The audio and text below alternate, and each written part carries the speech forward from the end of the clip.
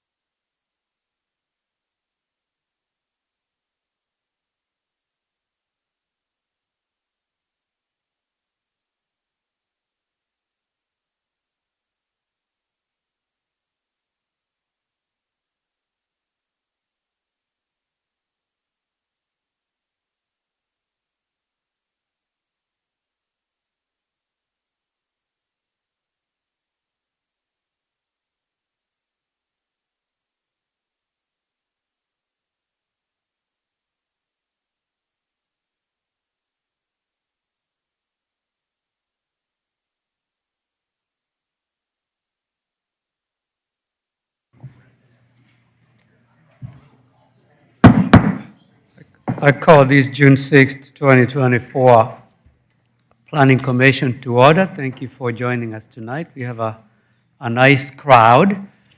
I always mention that this is a recommending body.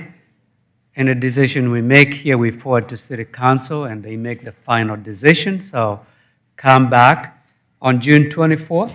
That's when City Council is going to consider any item forwarded to them. Before we get started on the 4 items we have tonight, I'd like the board to consider the minutes from the last meeting, the May 2nd meeting. Mr. Chairman, I'll make a motion to approve the minutes from May of 2024. Second. Motion has been made and properly seconded. All in favor, please raise your right hand. Motion carries. The first. Todd seconded.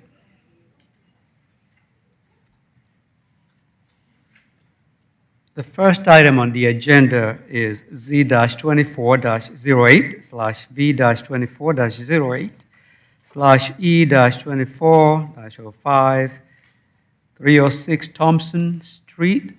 Is Michael presented on this one? All right, Michael, you're on.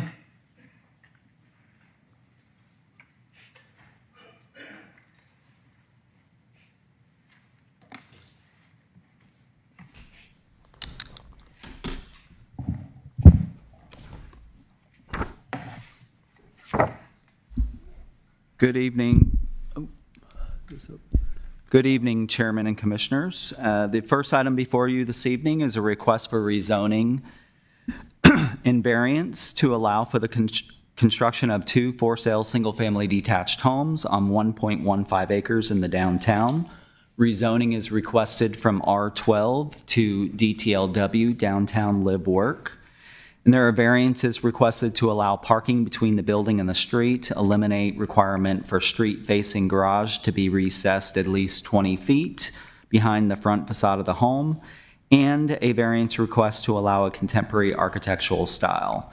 And I do have the location map on the overhead. The property is located at 306 Thompson Street, just west of West Side Parkway. Proposed density in this development is 1.74 dwelling units per acre. Property is currently developed with a small single-family detached home. The applicant's proposed use is consistent with the future land use designation of the property, which is mixed-use live-work. As it relates to the variance requests, you go to the site plan. There is a variance to allow parking between the building and the street that relates to the situation here on Lot 1. So there's parking, this is the parking area, parking garage, the garage are here. So there's parking in this area that requires a variance. And then on Lot 2 is the variance for the street-facing garage to be recessed 20 feet behind the front facade of the home. And then there is a variance request to allow contemporary architecture, which is not an approved style in the downtown. As you can see on the site plan is depicting 2 single-family lots. The lots have an average lot size. They're about evenly split with an average lot size of about 25,000 square feet. So they well exceed the minimum lot size in DTLW. You can see Lot 1 is oriented to Thompson Street. Lot 2 is oriented to Chiswick and has access from Chiswick, which is the adjacent townhome development that Empire Communities is currently constructing to the east of this property. As it relates to parking, Lot 1 has a 3-car garage and Lot 2 has a 4-car garage. That does exceed the UDC, Unified Development Code requirement of 2.5 spaces per single-family detached home in the downtown.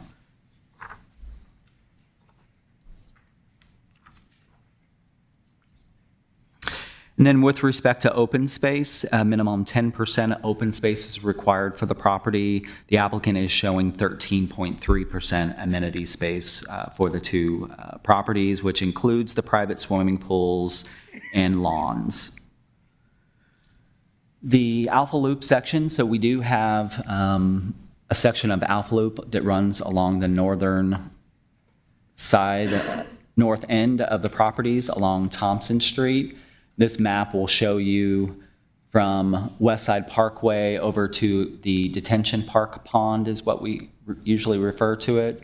So you can see Chiswick Development will be constructing the Alpha Loop through their property. And then all these properties along the north side of Thompson Street have an alignment of the Alpha Loop along their north end. And you can see that here in Lot 2. They're showing a 12-foot Alpha Loop multi-use trail within a 30-foot trail easement. We are recommending to keep the natural setting that you see with the Alpha Loop along Thompson Street, that the northern 30-foot of Lot 2 be designated a tree save area, and then the Alpha Loop easement be shown through that area. The applicant did provide a tree survey and assessment. They're showing on their tree survey saving trees in this north 30 feet of the property. There are a lot of boundary trees also on that tree, which means that the critical root zones of those trees could not be impacted more than 20%. And then the site plan is depicting underground systems to address stormwater on both of these properties. Actually, I'm pointing to the pool, I apologize. So here, right above their swimming pool, and then on Lot 2 in this area.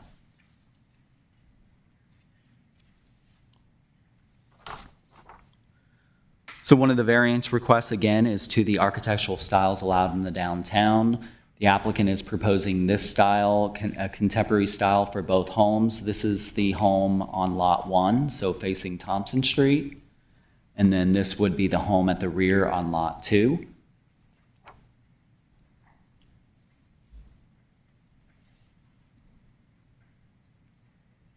We have had variance requests related to deviating from the downtown building design regulations. 2 of those past variance requests actually resulted in 2 styles being added to architectural styles in the downtown, the mercantile and the Tudor eclectic styles. The 3rd variance was actually to allow a contemporary style for a single-family home on DeVore Road. Of course, looking at the review criteria for a zoning change and for variances, we found that the proposal would be suitable as it relates to the development of adjacent and nearby properties, which are similarly developed with residential uses.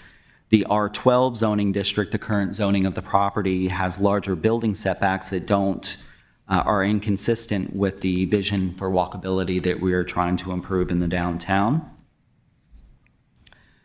We do not believe that the zoning proposal would have excessive impacts on public facilities and services. These lots are nearly double the size allowed in the current zoning and significantly larger than the minimum lot size allowed in the zoning requested. We do believe that there are some exceptional conditions on the property due to its long and narrow shape, which contribute to the variances related to the parking and garage configurations on lots 1 and 2. However, we do not believe that those exceptional conditions impacts the applicant's ability to construct the home in a approved downtown architectural style. We also noted that all developments that have been approved on Thompson Street since the downtown master plan update in 2015 have all complied with the downtown building design regulations. The applicant did provide a citizen participation plan. They indicated that they held a meeting with the Academy Park HOA on March 11th. According to the applicant, the board voiced concerns over erosion, tree removal, and opposition to the Alpha Loop extension. Board requested a fence along the rear property line. The city also received some correspondence from Empire Communities, who again is the builder of the Chiswick townhome development to the east of this property. Empire, on behalf of Chiswick, requested that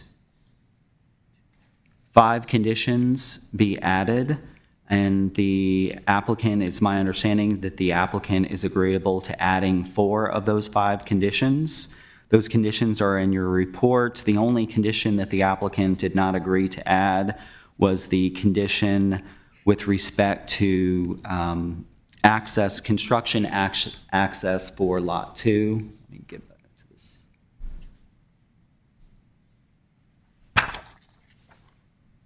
So Chiswick, Empire on behalf of Chiswick requested that construction access to Lot 2 not be through Chiswick. And staff is also recommending a condition that construction access be from Thompson Street for both lots. And then after we created your planning commission packets, we did receive a communication from Academy Park Neighborhood Association. And I think we were able to include a copy of that letter in your packets, but just in case, I did bring the letter this evening. Academy Park was requesting that 4 conditions be added. The bottom of this letter are the beginning of the conditions. Condition 1 deals with stormwater runoff. Condition 2 is asking for a downstream analysis for the stream that runs behind these properties and the stream that runs through Academy Park. Condition 3 is a request that the developer install an evergreen landscape material along the Alpha Loop with no impacts to existing trees. And then condition 4 is the request for the fence along the common property line with Academy Park.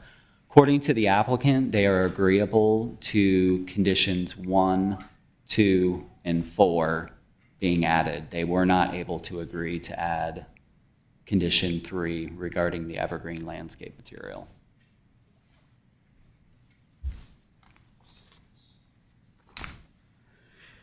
And then we did take this request to the May 8th Community Zoning Information Meeting. There were several public comments in support and in opposition with concerns over tree impacts.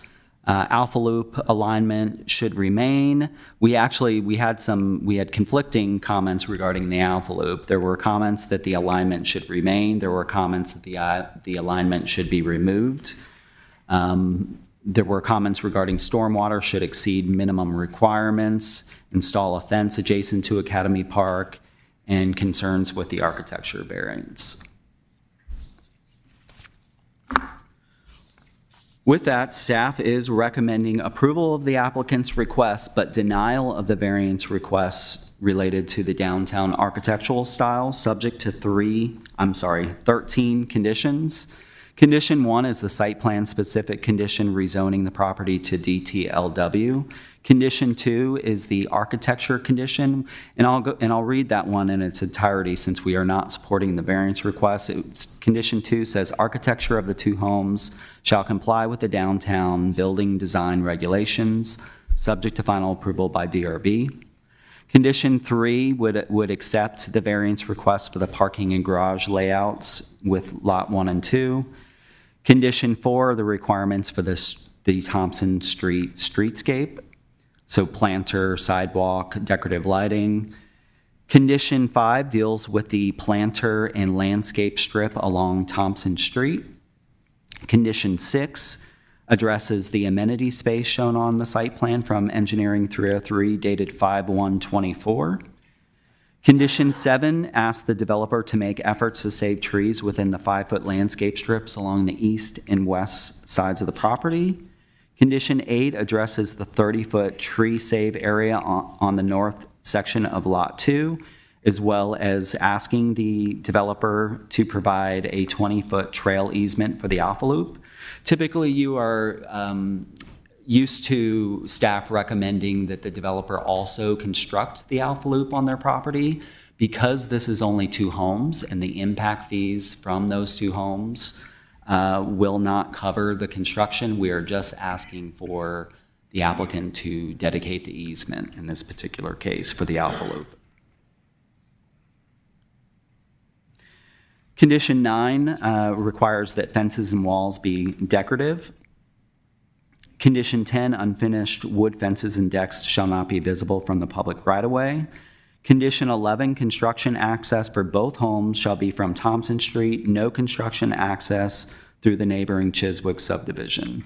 Condition 12 is the 8-foot fence with no gate adjacent to Academy Park.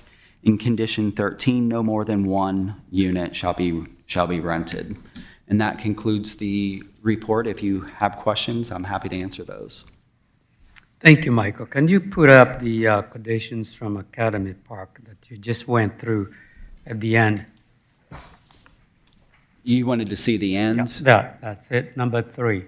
Number 3. What is staff position on that particular condition? I mean, I think that would be nice. I think that's really up to the applicant if that condition were to be added to the conditions. And that would be within the easement? I mean, what I can tell you is we haven't had requirements. Let's see. So I would actually, condition 3, so there were some requirements on the Midwick development, which is further to the west of this. And I believe Midwick agreed during the zoning, so that was Empire Communities, Edward Andrews. They agreed, I believe, to place some evergreen material on one side of the Alpha Loop to kind of screen that area from Academy Park. I believe that was possibly related to maybe some art that was along the Alpha Loop that Academy Park didn't want a vision of. Okay.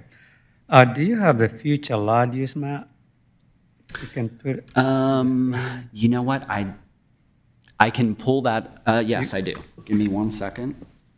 Just trying to remember where I had that.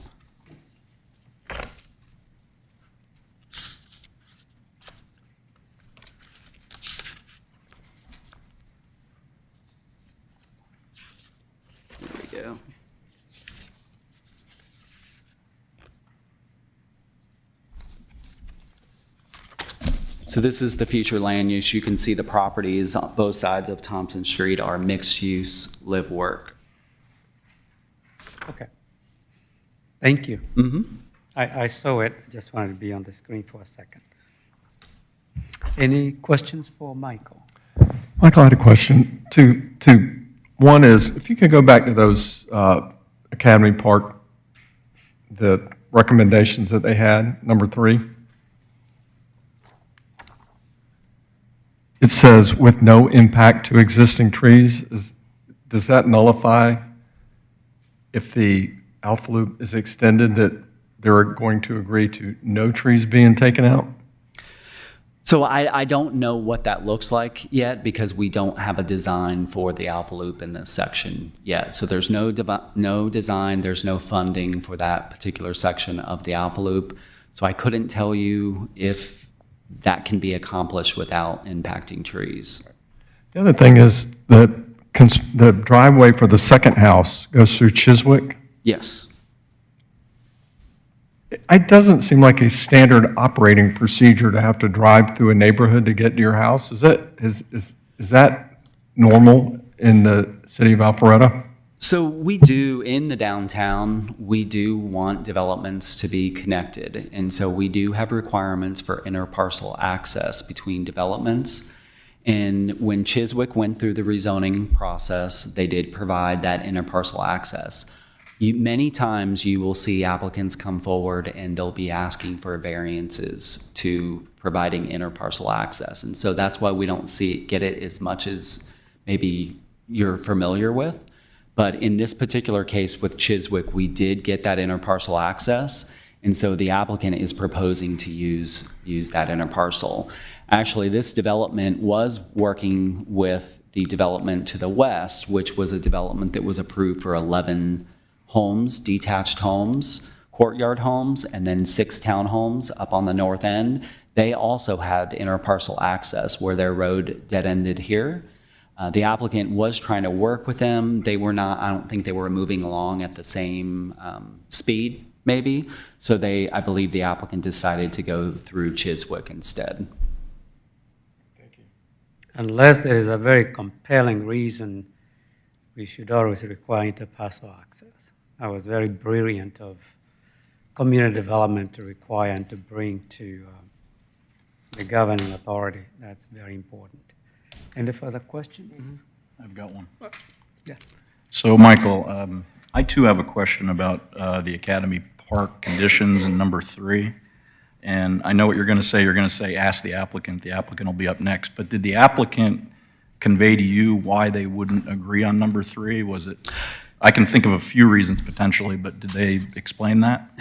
They did. And I believe the response, they felt like condition number 3 may conflict with tree recompense requirements. Other than that, I think you would really need to ask that question of the applicant to get a little bit more detail, but that was the response that they provided. And I understand, that's good. So let me ask you this question. Do you think there could be a timing issue where theoretically, we don't have a date for the Alpha Loop to be connected between the 2 portions that exist behind Academy Park today? There's no timing for that. There's no funding. Theoretically, right, these homes could be completed, and then maybe that Alpha Loop portion isn't even built for another year, 2 years, whatever. We just don't know. Is that a fair? It could very well take that amount of time till it's constructed, certainly. I suspect what you'll see, since you have so many, we've had larger properties like Chiswick come in where there's been many properties assembled, and then a development will come in. The property just to the west of this were 2 existing lots that were able to assemble. But the rest of this, we're just not sure what's going to happen with the rest of that. And I suspect that the city is not going to look at designing this until maybe we get a little bit more information about what's going to happen at these other properties. But it will be something, unless all of these properties come in under one single development, most likely it will end up being a city project. And you and I think alike. So if it is a city project, wouldn't it be safe to assume, without making any commitments, that there would be evergreens there. There would be magnolias and other trees just like there are on the eastern end of Academy Park where the Alpha Loop borders it today. I was there today just to familiarize myself with that track, and like much of the Alpha Loop, on both sides of the pavement, whether it's the builder that constructed it and did the plantings, or it's a city project where we just got an easement, there's going to be evergreens there. I mean, that's not a stretch, right? It's not a stretch. I can't speak to what that design will be because we don't know at the time it's designed. We don't know what the circumstances are. But typically, the Alpha Loop is going to have hardscape. It's going to have landscape. There'll be lighting, possibly seating, maybe even public art. But until we get that design, we're just not sure what will be there. That's fair. Thank you, Michael. Yeah, I think timing is an issue with this particular one since it doesn't exist right now. So I can see both sides. Those two questions. Michael, and maybe it was just the way Alpha Park put this on here, but they want a fence for security reasons on million-dollar homes? What are they, huge parties or something?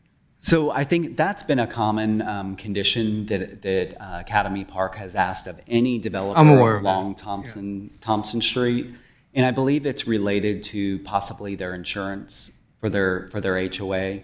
If they're able to put the fence all the way around, at least that's my recollection of an explanation related to a previous request on Thompson Street where it backed up. All right, thank you. I have a question about, so there are 3 underground detention ponds on the site plan, correct? 3 underground detention ponds? I thought it was. Was it 3? Actually, you're correct. So there are 2 on lot 1. I missed this one down here. So there's one here. Yeah, at the so there's front, one under the in motor back, court.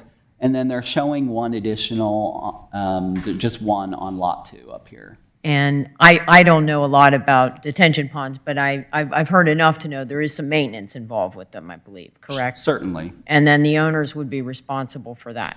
Yes, like if this were to be approved, once this got to a land disturbance permit, our stormwater engineer would require, or in our codes require that they provide maintenance language. So there'll Okay. be maintenance attached to these Okay. systems.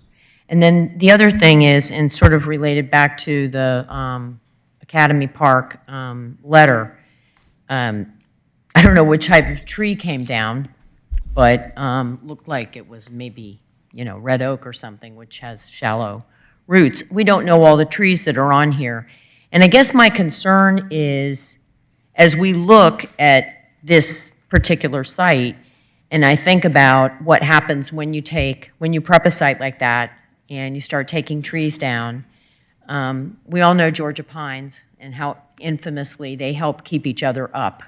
And so it was stated in that letter, one of their concerns at Academy Park is the wind shear. And I think that's valid because we don't know what the impact will be. And, more impervious surface, roots will be wetter, wind may impact things really negatively, and we might not know right away.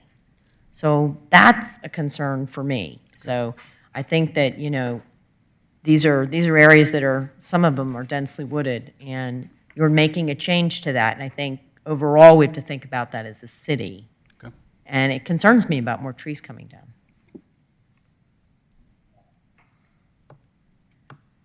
Okay. If there are no further questions, I'll ask the applicant to come forward and make a presentation.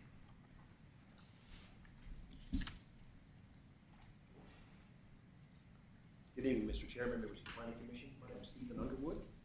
I'm an attorney with the firm of Miles Hansford. Our address is at 178. Can you speak into the microphone?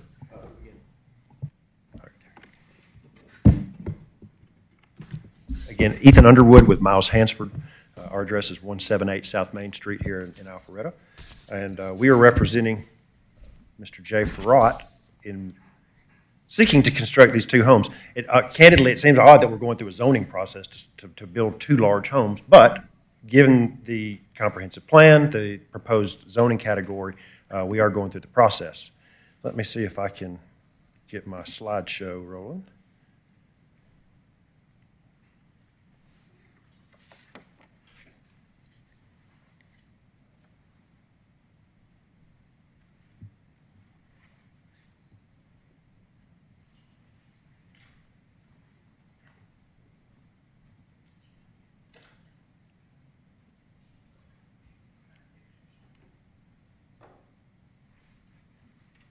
I'm sorry? HDMI, correct.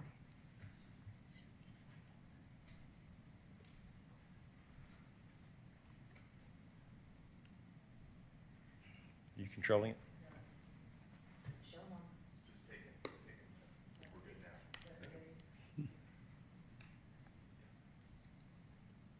Thank you. Appreciate the patience. It's my crutch. As we said, this is just a little over an acre, but it's a beautiful piece of property. It's a narrow strip, which is what's necessitated the variance request. And Michael does a very thorough job, so I won't repeat what he addressed. We'll get straight into working with our neighbors and trying to address their concerns. In particular, we are asking for a deviation in the architectural style. We would submit to you that the width of this lot is narrower than most on Thompson Street, and so a more rectangular building is more efficient, allows bigger interior spaces. And this is the home that Mr. Farrat was looking to construct. At the time we started this process, it was estimated to be over $3 million. With construction costs, it may be even more than that at this point. He would like the ability, there's no current plans to break ground on this second home, but he would like the ability to construct that and sell that lot off. With that, I know Michael discussed the variances, but in short, besides the architectural style, one, we've got a garage that is in front of the building. Again, the width of the lot necessitates a motor court to be in front of the home as opposed to the side of it. The lot does not really lend itself for side entry. Again, landscaping, what is being proposed is very dense, lush. It will comply with the city's requirements. We'll talk about our neighbor's property shortly. So probably the best thing to do is address what we heard from neighbors. First off, when we filed the application, there was a fourth variance that was included, and it was to eliminate the Alpha Loop. We had gotten word that the City Council was considering the removal of this section of the Alpha Loop, but they had not removed it from the code yet, so we were told, go ahead and file a variance, and that way you won't be required to comply with that. Well, from what we heard from our first community meeting that people showed up for was that they said, whoa, whoa, whoa, we want this section of the Alpha Loop. And City Council heard that, and they've reinstated it, and we've been told it's going full bore ahead. So with that, frankly, we're indifferent to that, so Mr. Farrat said, we'll leave it on there. So we withdrew that variance, and that includes leaving this portion of the Alpha Loop. The problem with that is that's where all the big trees are. And that portion of the Alpha Loop is going to be taking down most of the mature, healthy trees that would otherwise be used for recompense or to save, to eliminate some of the recompense requirements. With that, with the loop going back there, we did meet with the Academy Park HOA. We do appreciate their concerns. They were very gracious with their time. The conditions that they provided to us, first and foremost, we have absolutely no problem with the photo journal. That protects our client as well as it does them. For someone to go out and take pictures of the stream bed before development occurs. And that way no one says, well, who did this if erosion occurs? We all know at that point, so no problem with that whatsoever. The 8-foot fence, we had agreed to use a little bit different language. Their language, if the city's comfortable with it, whichever one works, but it's an 8-foot tall fence along the rear portion. Our client has no objection to that.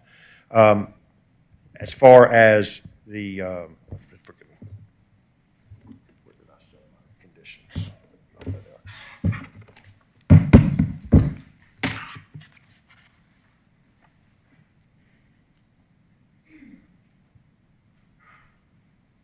they are. We also agreed, and we think this is important, to reduce storm water runoff to no more than 90% of the pre-development rates. So they asked for that. That's in that condition. What we're presenting is condition number 18. So it says that water cannot flow off the side at a rate greater than 90% of what it's flowing now pre-development. Again, that helps protect them. So no objection. The sole concern that we had with the evergreens, I know you all were asking questions about it, there's no objection to planting that. I think they want a screen so that people are walking on the Alpha Loop are not looking in their back doors. What we were concerned about was twofold. One, we don't know exactly what the city arborist is going to ask for. There may be certain species, and if we commit and say, no, it's got to be evergreen, then our hands are tied. The other thing that we were concerned about is that it said that they have to be planted with no impact to the existing trees. We can't guarantee that. There might be diseased trees there that need to come down and be replaced with good, hardy, evergreen trees. We just don't know that, and we're concerned about putting that in a zoning condition, and then the arborist says, hey, you know, you've now limited some of my options. We are happy to work with Academy Park to provide a visual screen back there, but we're just very nervous about committing at this phase without the county or the city arborist's input. Now, regarding the access with our friends at Empire Homes, we did agree to all of their requests. Michael said, and I can actually display these conditions if you do not already have them, but it's asking for payment or contribution on an annual basis toward maintenance of the access drive. Can you put them on the screen so the audience can see? Sure. We have them on the package. No, he's got updated conditions. Did you bring hard copies? I brought hard Okay. copies. Would you guys Oh, like they're new that? conditions? Would you like copies? Yes, please.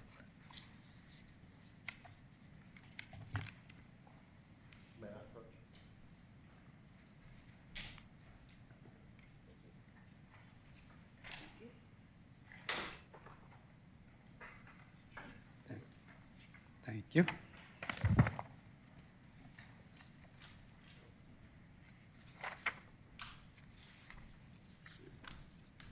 Should we switch to this so the audience can see? There we go. So maybe working our way, we did ask for modifications to some of the staff conditions. First and foremost, we would like the architecture approved.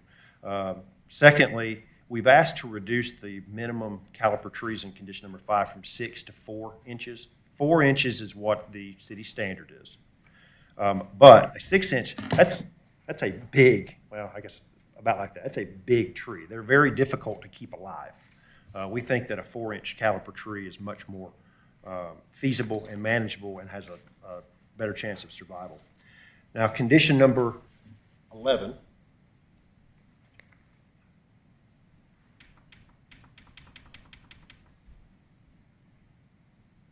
There we go. This was requested by staff as well as Empire Homes. We understand the concern. The problem that we have is there's no other access except through the existing easement through Chiswick. And so this condition would necessitate the construction of Lot 2 before Lot 1, because if you build Lot 1, you can't get the traffic back to the back of the lot. So that was the only reason that we were not agreeable to that condition from Empire Communities. But it's certainly reasonable. I wrote this in an email, and I'll state it at a public hearing. It's certainly reasonable that there's any damage from that construction traffic that Mr. Farrat would compensate Empire for that. With that, we have also added conditions number 14. This was, again, requested by Empire Homes. So responsible for full development and perpetual maintenance of Lot 2 access. Number 15, developer shall be responsible for full design and replacement of 3 existing parking spaces. Even though there is an easement that's recorded on their plat, there has been constructed 3 parking spaces, so they're going to have to be moved. The site plan does show the relocation of those spaces, and Mr. Farrat would be paying for that relocation. Number 16, provided that Mr. Farrat's property is provided access to utilities from Empire Communities, then they would also be responsible for the removal and replacement of any irrigation and landscaping materials that were damaged. It's not a problem at all. Number 17, upon the sale of the property to an owner, the Lot 2 owner will be paying an annual maintenance fee with an escalator to Chiswick HOA. They won't be a member of the HOA, but if they're going to use the roads, then they need to pay some fee toward that. Number 18 is condition number 1 that was requested by Academy Park, word for word. That's the 90% discharge rate. Number 19 includes the language that says prior to land development, there would be a photo journal. Again, we're happy to accommodate that. And I'm looking for, or if you'll actually turn back, I should have turned the page there. Number 12, we said we submitted to staff, it says per mutual agreement, developer shall install an 8-foot fence with no gate adjacent to Academy Park. I think that accomplishes the same thing as their language, it's just worded a little bit differently. So in summary, the two things, we met with neighbors over many, many months, been asked a lot of things. The only two things we couldn't commit to was one, we don't know exactly what kind of landscaping the city arborist is going to be asking for, so we just don't want to tie his hands or our hands at that point. And then secondly, the construction access. But other than that, we've done everything we can to work with the neighbors. We think this architectural style, it's different, but it's complementary, and will provide some variation in this area. And we'd be really appreciative if you would recommend approval with the variances to City Council. With that, we're happy to answer any questions that you have, and we'll reserve our time. Thank you for your presentation. So the plan is to construct the first residential building or house and sell the second lot. Correct. What is the construction duration? When would these start? The construction, as soon as if we can get through the zoning process, theoretically next month, you're probably looking at 4 to 6 months of permitting. Hopefully it'll be shorter, but we budgeted that. So you're looking at probably spring construction once you get past the rains. And then you'd be looking at 9 to 15 months, just depending on the size of the home and availability of materials. That's for building 1 and Yes. 2, whenever the lot is sold. Mr. Farrat has no timeline at the moment. He may hold on to it for 10 years. He may get an offer he can't refuse. We just don't have that schedule. And I'm asking this because of condition number 15 about construction access. So there's no plan. Of course, still is going to depend on a buyer, but could be several years before this happens. You see, no, condition number 15, Mr. Chairman, just make sure, these are dense, so I want to make sure I understand exactly what we're talking about here. Oh, as far as the construction of the existing parking spaces, that is correct. There would be no disturbance of the Chiswick access easement where those parking spaces are until someone needs to go in there and start construction on the back lot. Okay, thank you. Please. So on the design, you mentioned that because it's rectangular, that it needs to be modern design. And to my knowledge, we're basically talking mostly about the skin of the building. So, I mean, like, technically, you could have a very traditional architecture style that fits in with the downtown zoning area, the downtown overlay, and have the same footprint and have it still be to fit in with the architectural expectations of the city. Is that not true? It would have some modification to the footprint. And could you build a smaller home? You could. You could also construct it without zoning the property with an R12 zoning, and the city doesn't have the ability to regulate that as much. So we're hopeful the city will see the value in the trade-off there. Mr. Underwood, I have a few questions for you. Sure. On the design of the lots themselves, I noticed that the Thompson Street access shows a gate. I don't see a similar gate on the Lot 2 access. Is that to be included or not? We really had not contemplated whether there would be a gate Okay. on Lot 2. I'm curious, is the Chiswick community going to be gated? I don't know. I don't believe so. I believe those are public roads. Okay. So at this point, we don't know if both lots would include a gate. If I may, is that correct? Is it public or private road? All right. Well then, Can you I stand repeat what he corrected. said?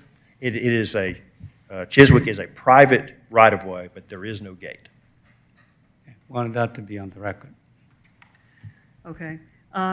Your proposed condition 14, the developer shall be responsible for full development and perpetual maintenance of the access from the western edge of Chiswick Circle. Would that perhaps be to the standards of the Chiswick community? Because they will be facing that on a regular basis. Yes.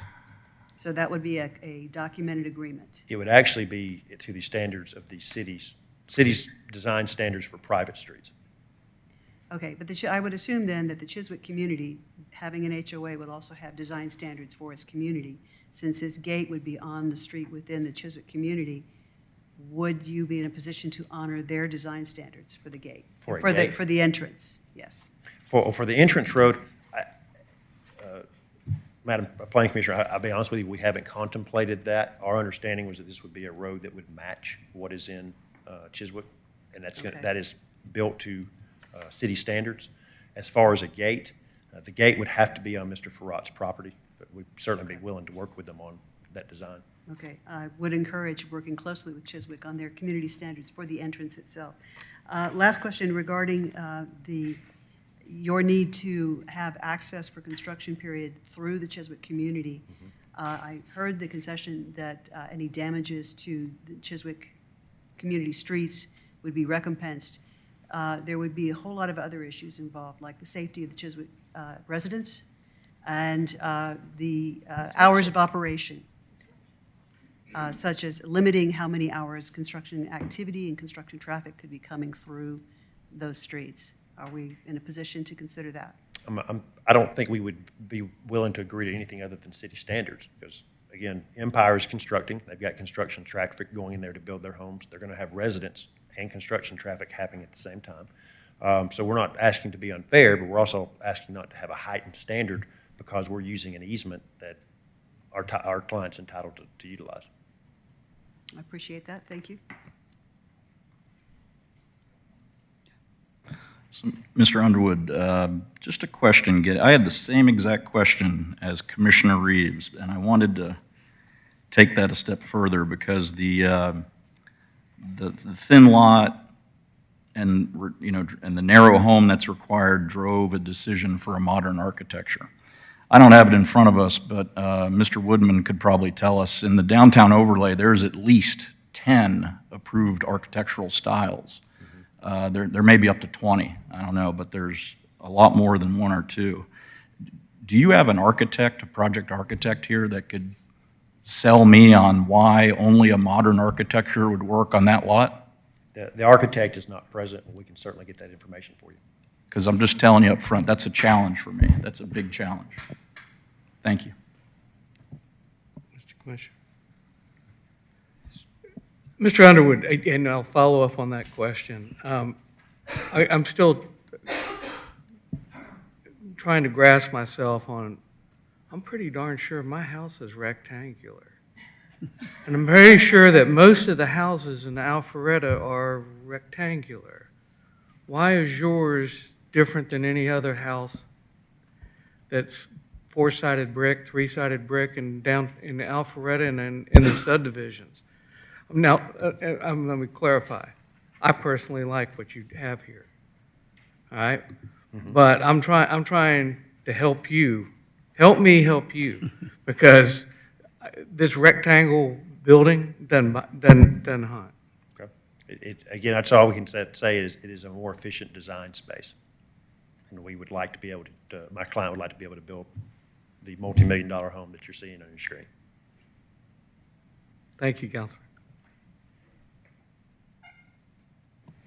I have an additional question, sorry.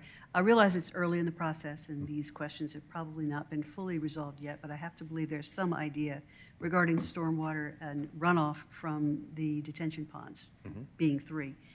Any clues at this point where those are to outfall? Yes, if I may. And we do have our civil engineer, who's a heck of a lot smarter than I am, present. But my understanding is on the front portion of the lot is actually going to run toward Thompson Street. So it will be held in the underground detention, so that it doesn't flood Thompson Street. It's released slowly, but it will go into catch basins in Thompson Street. About the middle of the property, it does flow toward the Academy Park side of the property, and which is why there are detention ponds on the north side. The discharge point, I don't know if you can see my cursor, you cannot. The discharge point would actually be to the northeast. So it goes in the direction of the Chiswick stormwater pond. The current plan shows it bypassing that pond, but we have been discussing, one of the conditions talks about access to stormwater. That is a detail that we would still need to work out with Empire Homes. But the design that is shown here puts a stormwater pond that makes going into Chiswick's stormwater pond unnecessary. But we might be able to reach an agreement that's beneficial to both. So if you're having the outfall just follow a path across Chiswick's property in a piped or in a swale, or, and then what's the ultimate out, where does that, wherever you direct it, where is it going to end up? It ends up, there is a stream that runs behind this property, and it ends up to the northeast of the property. But it's only about, I believe it's no more than 50%, maybe closer to 40% of the discharge from the site. So would there be, I think I remember the discussion about there being the need for downstream documentation of any impacts. Would there also be the possibility of erosion remediation? And if there is any erosion that occurs, then yes. The answer is yes. Frankly, by agreeing to this condition that the flow rates would be no more than 90% of what they are today, well, we feel that won't be necessary. And that'll be studied and documented? Correct. And confirmed? Correct. Okay. And the use of underground detention is on the rise. It's, as I understand it, relatively new technology, and we haven't seen what happens 20 years down the road. But the supposition is that if there's any kind of mechanical or physical failure, it would be necessary to then excavate the area to correct that. Is this going to be acceptable and doable without impact to adjoining properties? My client understands he's using underground detention, and it's got to be maintained. So whatever it takes to maintain that is what he'll have to do. The stipulation there is, would it be such that you don't impact surrounding properties? If we don't have an easement to go on someone else's property, we can't do that. And from a Georgia stormwater manual, we have no right to damage someone's property with downstream flow. I understand that's the rule. We just haven't seen this in action yet. Okay, thank you for your answer. Okay, thank you. Sure. Mr. Underwood, is it the intent of the developer to build Lot 1 first? Yes, sir. Following up as an attorney in real estate, you, not me. Once Lot 1 is built, the only way to get, if Chiswick is not open to you, the only way is to go through somebody already occupying the property, Correct. which would have to be an easement drawn by the then owner, unless you guys were to put one in there prior to, which I doubt. So there is no other option. Correct. In your opinion. Correct. No, we are relying upon the easement that is on Chiswick's plat. That's what I thought. You had the same question I had with respect to the construction sequence. Is there a reason why Lot 2 cannot be developed first and then sell Lot 1? Mr. Farrat wants to build his home. The front house will be his home.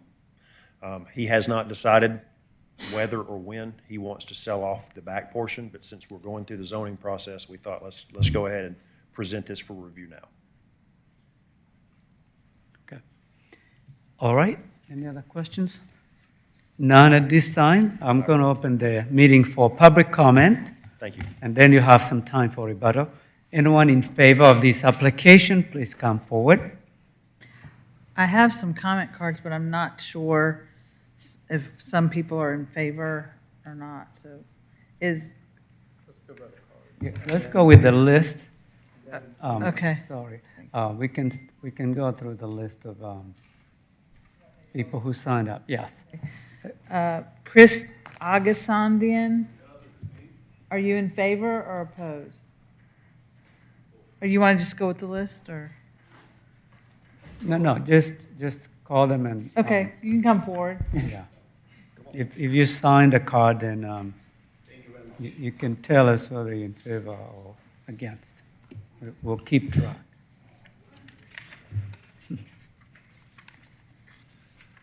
Mr. Chairman, dear committee members, I'm Chris Agasandian, Vice President of the Board in Academy Park, and I would like to tell a couple of words about myself because you need to know who is here talking. I was invited in Alpharetta to run a human diagnostic laboratory 9 years ago, and we decided to buy our unit in Academy Park as a temporary house, but here we are for 9 years. We are not planning to move anywhere else because we love this place. And everything what happens around Academy Park and around city of Alpharetta is our biggest concern because we consider it as a home and we are not planning to move everywhere. So we saw a lot of positive developments. City is blooming. Alpharetta turned to a place where people want to live and don't want to go away, which is great. All developments, Avalon, downtown Alpharetta, everything around, including the Alpha Loop, is great. And we personally, when we have a lot of visitors, we are very open people. A lot of friends, families are visiting us. We take them for a walk, and they are very impressed by whatever is already there. I mean, Alpha Loop. They see the station where the tools for bicycles and everything, and they don't see this kind of stuff very often in the United States. We are having people from all around the country. It's great. We like it. However, a lot of nice things happening around, negatively impacting Academy Park. This is a great neighborhood, fantastic neighborhood. Not a lot of neighborhoods, they have their own forest, and we call it our own forest, this little nature area. And what is happening during last years is negatively impacting. And we're talking about now about the tree cuts. All those tree cuts along our southern border, they are causing erosions and we're losing our wind barrier. And losing our wind barrier is like having a domino effect. It is putting our lives in danger. It is destroying the nature. And I would like to show you some images. We already, I guess, saw that, but we have wider audience here. And I would like to show you first this image. You can see a living area of the house that was impacted by a tree that came down. Here is the tree, and can you imagine your wife, your child, your elderly parents sitting in that room when the tree collapses there? This is a 100% danger. This is life-threatening situation. If we remove wind barrier, it's gonna happen again, again, and again. Here is another image. We had a question, how big was the tree? Here is the tree. And here is a person, average 6 feet person. Can you see how big was the tree? What is the impact? We are going to remove trees along this, and what's going to happen then? Nobody knows. I would like to give you hard copies. For everybody can pass around with something. Now about our relationship with developer of 306 Thompson Street. We know the developer, and we met with Mr. Underwood. Yeah. Thank you very much for clarifying some our concerns. And technically, we don't have a problem with the developer. Problem is the Alpha Loop that will require 70 healthy trees, even more healthy trees to go down. It will completely destroy our wind barrier. What's going to happen? A lot of trees will go down, a lot of homes will be damaged, and the biggest issue we had at Academy Park was an insurance issue recently because of that claim, our insurance company dropped us, and nobody wanted to insure us. It costs now us The price raise for the new insurance is $70,000. We have somehow to find this $70,000 to pay. If we are going to have more claims, what's going to happen with Academy Park insurance? Nobody knows. We don't want to face a situation when Academy Park, the nice, beautiful community, is going to stay without insurance. Insurance is in one hand, but lives is the biggest issue that we have.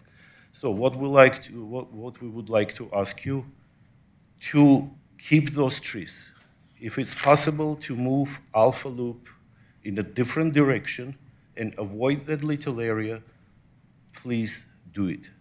This is really, really serious situation.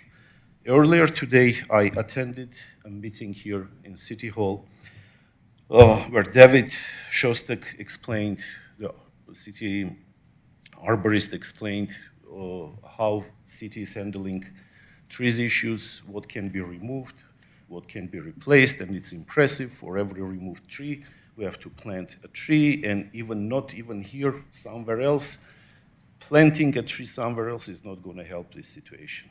We need to keep the trees that are already there, and as I told you, we don't have any issue with developer, because on most parts we already agree, including the fence, which is a security issue, and whoever was building anything along our border, they always agreed to put a little piece of fence right there. So eventually we will complete our fence, which will help Academy Park. So because of all this, because you had the letter and you saw my Crowley signature, it was me who signed this letter. We would like to ask you that based on historical development and lack of action by the city and developers, Academy Park request that the city include the following in any conditions allowing variance of the property. We already went through that. We don't have any issue. We agreed on most of it, but Alpha Loop remains our biggest concern. Please, let's work together and move the Alpha Loop to a little bit, maybe slightly different direction and preserve those trees. And the erosion is another problem, but Mark is here. Mark Robertson, the member of the board in Academy Park, he is an environmental engineer having extensive experience in water issues, can be the next from Academy Park to speak about the erosion problems. Thank you very much. I'll be happy to answer your questions if you have. Thank you for your comments. No questions. No questions. Thank you. Mark Robertson, 2420 Loxford Lane.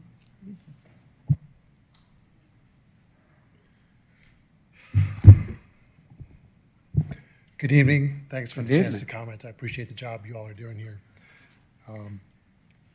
My comments here, I think I've addressed you all once before, but my comments here are continuing down the same path. I've lived in Academy Park for 8 years. I've just joined the board a couple of months ago, so the Can you board speak side- just a little louder? It's hard, sorry. the board side of the activity is new to me. But I've lived in Academy Park for 8 years. Like others, I love this place. I love downtown. The concerns from an erosion standpoint are this site and the rest of the developments, the next section westward on Thompson Street. And furthermore, most of the rest of Thompson Street entirely all drains to the creek, the drainage feature that goes behind our houses and along the Academy Loop, along the loop. The concern is and continues to be that the erosion is significant, and so what we've asked for, you've seen the letter already, we've asked for consideration in this instance of enhanced stormwater controls. I would ask that for future development also along Thompson Street. Thompson Street itself largely drains to the pond in the middle of Thompson Street, which also drains through our subdivision. The northeast corner, the northern half of this lot in particular, will drain. Anything that's not captured by runoff controls will drain across to our subdivision to the creek feature that's in our subdivision again. So we are the recipient of a lot of the water from this general area. So as a result, we ask that you would consider the conditions that we've asked for in the letter, and we also ask that you would think about conditions as we go down into the future about future development, the adjacent lots there on Thompson Street, because all of those, one way or the other, will end up draining through our subdivision. The risks in our subdivision are, well, first of all, it's adjacent to the greenway. It's 10 or 15 feet away in a few spots, so there is a very vertical risk to erosion. If the erosion moves dirt towards the greenway, it can affect the greenway path itself.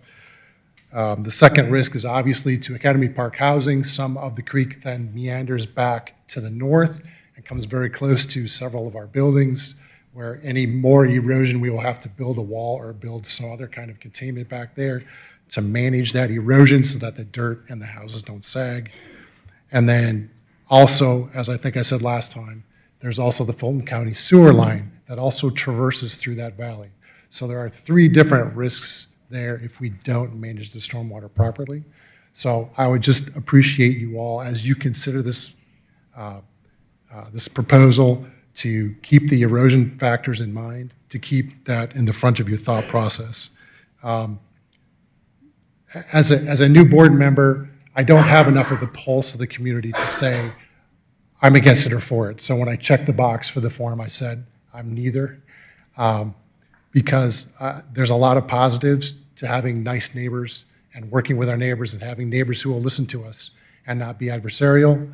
At the same time, I am concerned that we seem to be the drain for the whole area, the library, the back half of City Hall, all that water all comes through our subdivision, and right now, the city gives us free riprap, but right now, the rest of the responsibilities for several hundred feet of creek fall on our community. And so that's a significant, if repairs have to be made on our nickel, that's at least a 7-figure sort of repair, which frankly, we don't have at the moment.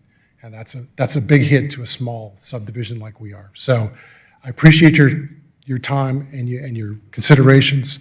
I appreciate your considerations of the decisions on the zoning requirements for this property.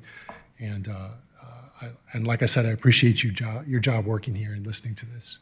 So thank you very much. Appreciate your comments. Those are all legitimate comments. I'll assure you that our staff works very hard during the lot disturbance process to make sure that erosion control measures are effective during construction. And of course, they have to meet state law.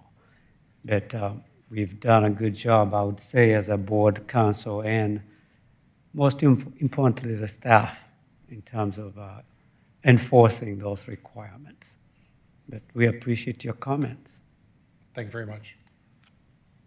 Next. Russ and Rita Breyer, I'm sorry. 11720 Dan Cliff Trace. Good evening. Good evening. Thank you for the opportunity to speak to you for a few moments. I'm not going to tell you anything that you haven't already heard, but I wanted to communicate to you what it's like for someone who lives in Academy Park. For me and my neighbors who live in our building, we live on the building right behind this property, 306 Thompson.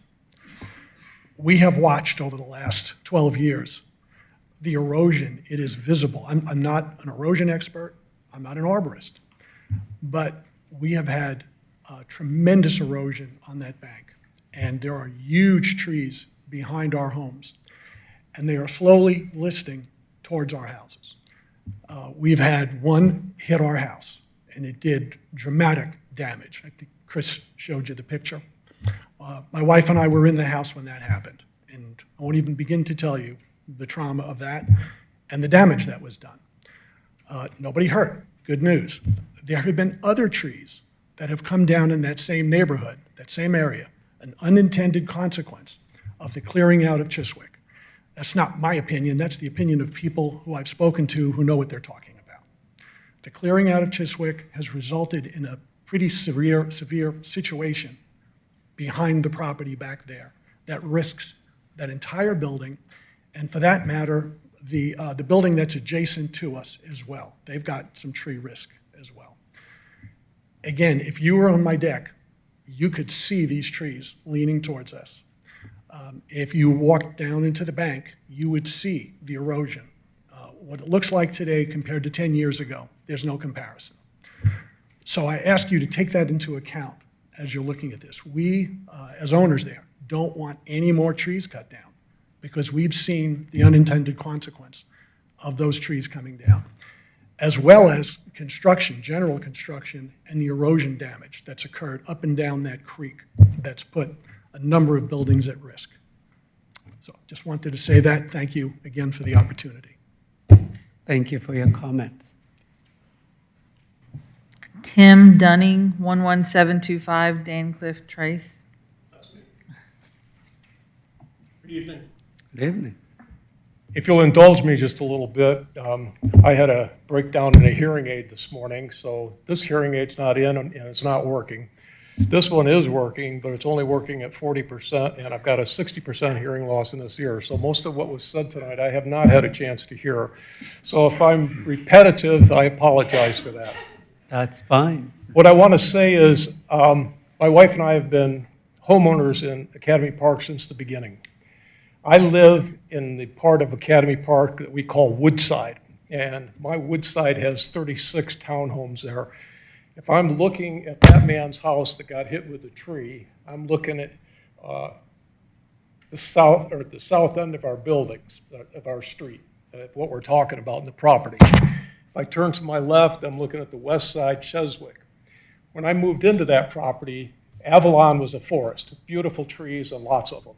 Then it became a pile of dirt. And for a long time, we sat there with dirt blowing down our street because there were trees there. Still on that side of the street where Cheswick is, we had a lot of trees, so we covered up a lot of the dust, but it was still messy. When they took all the trees down for Cheswick, that's when his house got hit with a tree. And where I stand in my, oh gosh, sorry. Where I stand in my yard, I can look across the street to Close Russell's to the house. microphone, please. Yeah. I'm Being sorry. recorded. I can stand and look across the street, and all of the big trees that are up over the townhome right there are swaying like this. They're beautiful. When the wind's blowing, it's gorgeous. But when the trees are falling, they're hitting the building, and then there are some there that are tall enough that they're going to come across the street and hit my building. All I'm asking tonight is that all of these folks that are putting these plans together give a lot of consideration to that beautiful area we have behind our property that fronts up to the Alpha Loop. If you haven't walked behind Academy Park, I encourage you to come in and take a look at the area. We have a tree committee, we have a nature trail committee. We have a tree committee because trees were falling down and we had to have trees culled. We've had to have arborists come in from Alpharetta to take a look at stuff and to understand. We've put riprap in to support the creek, Goshwick Creek that runs down through there. You folks have had to put all kinds of riprap up at that end of the street just to keep the walls from falling in. We've had to do all of that, put a lot of money and time and energy into it. I don't want to make mistakes here. I just want to make sure that the trees and the nature and the part that we have there is given ample consideration. We've got a whole family of coyotes that live there. They spend evenings in my backyard. I mean, there's not much left for them either, but that's all I got to say. I just want you to know that we're concerned and we just want good decisions to be made. Thank you. One more speaker from Academy Park. You've got to convince me to move there. Seems like you have a great neighborhood, great people. And those concerns are heard by the applicant. That's a significant concern about safety. Next. Brian Cole, are you part of the applicant team or? No. Okay. Brian Cole, 116 North Main Street. Cumming, Georgia. What's with that?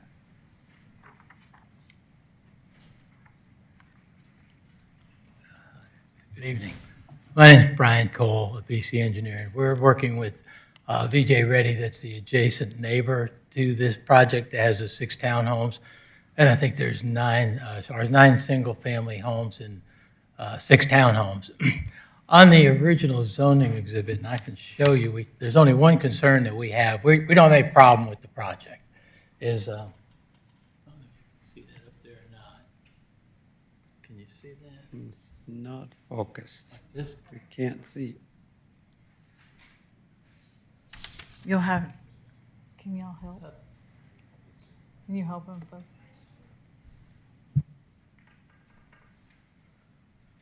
Just to focus a little bit. All right. Can you see that?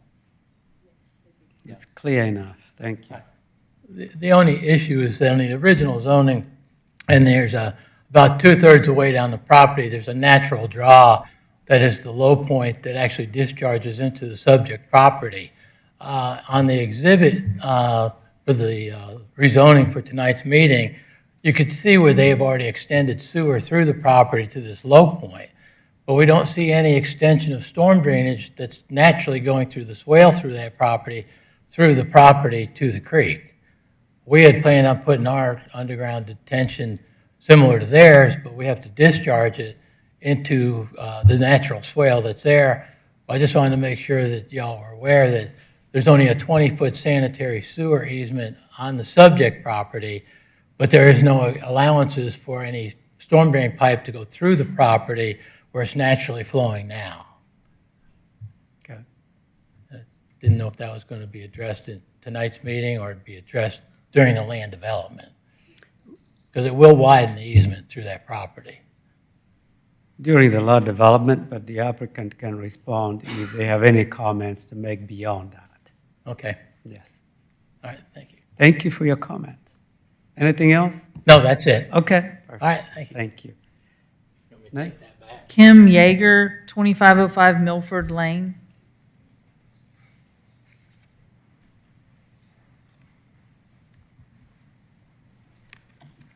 Good evening. Good evening. Thank you for your time. Thank you for your consideration. I'm probably going to repeat some of what you've already heard, but it comes from passion, and it comes from frustration, and it comes from wanting help from our city leaders, because I feel like the city leaders aren't listening, and I'm going to speak loud enough so that maybe you can listen to what's really happening in our community. I love the city of Alpharetta. I'm a 10-year resident as of May 24th, and I couldn't be more excited. But what I'm not excited about is what started in 2015. In 2015, started my journey coming up to this commission, going to the city council, imploring them to look at what was going to happen to our neighborhood with all the development, what the water runoff would do to our stream, the destruction of the trees, what it would do to us, what our neighborhood would have to bear when that development came to fruition. We would have to bear the cost, because the impact fees that you collect at $7,000 per unit don't go to pay for our damage. They go to pay for roads, the Alpha Loop, they pay for everything. But citizens who are having to bear the cost of our private property, nobody's paying for that. That's our HOA fees. That's us. That's my pocket. Instead of having fun things and be able to go to the restaurant, I have to now pay for more insurance. That's what the rest of our 222 homeowners have to do. So since 2015, we've been up here imploring, asking for help, stop the destruction of the trees, this clear cutting of trees and the way the land falls. And I ask you, come see it. Our creek, we've got 6 bridges, and from all this that's gone in there, we're having to reshore up our bridges, and we have to pay for it. Even Alpharetta had to shore up their bridge, and our bridges are almost 20 years old. Yours didn't even last as its industrial strength, and you had to shore it up. So that's the power of water. Trees have been falling. We have to pay for those trees to get those out. Where's that money come from? That's my pocket. That's my neighbors' pockets are having to pay for that. Trees, the other things, bridges, erosion, the creek bed is meandering. We're having to put the riprap, thank you for the riprap, but guess who has to pay for the install? That's us. I'm on the finance committee. I see those bills that are going through. The Midwick Bank, those poor people now have to shore up that. I've heard that's close to $1 million that the Midwick has to pay to shore up that. All that water coming into our neighborhood has a substantial impact, and I might sound angry. I'm just frustrated. How do we stop the clear cutting of trees that are hurting our neighborhood? And now we have trees, the clear cutting of Cheswick, and I wish I could show you, the 2 tree saves areas that were tiny, the clear cutting of that area that now created a wind tunnel straight into Rita and Russ's home, so that these trees, we're not talking pine trees, We're talking large, massive oak trees that have been there for years with no problems until the development started, are falling on these brick homes. If you saw that slice of it and saw, you'd be like, thank God no one was in there. So now we're not just talking money, we're talking people's lives are at stake. Stop the loop going through there, because that's where those 70 trees, and Chris pulled up a great stat, a tree can have up to 150 gallons of water that it stops from going down there. You're talking 70 trees? That's a lot of water that could be stopped with trees. I love the Alpha Loop. I love it. I love what you just built over there, but you didn't destroy somebody else's property and force them to pay for the cost for the new one that just went in. But if you do that here, I'd ask, set aside money to pay us, because it's going to be there. It's a cost, and it's not right. It's not fair. I ask for your help. Our entire community asks for your help. Thank you. Thank you for your comment. Next. Kevin Norton, 5775 Glen Ridge Drive, Atlanta, Georgia.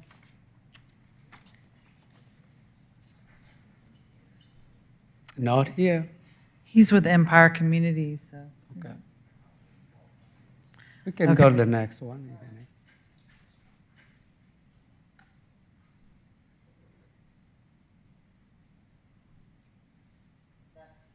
That was it? That's all the cards that I There was a have. gentleman who walked up and he sat here. I think that was Kevin Norton. That's probably him. Okay, all right. Anyone else? Please come forward.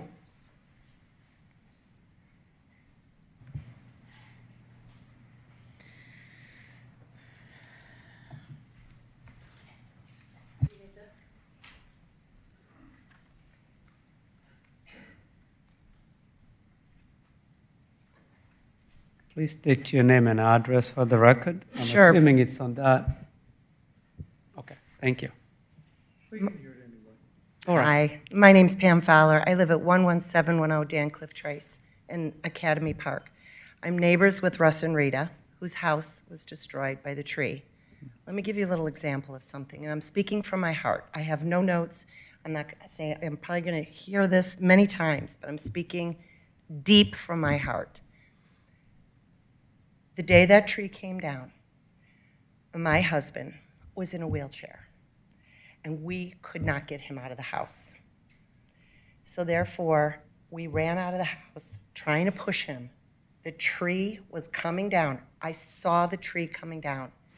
And by the grace of God, somebody's wing took that tree and moved it over to the other side. That tree was going to slice our building in half and take probably the people in my family that were in the house, Russ and Rita, 6 residents, 6 to 7 people were going to die as a result of that tree.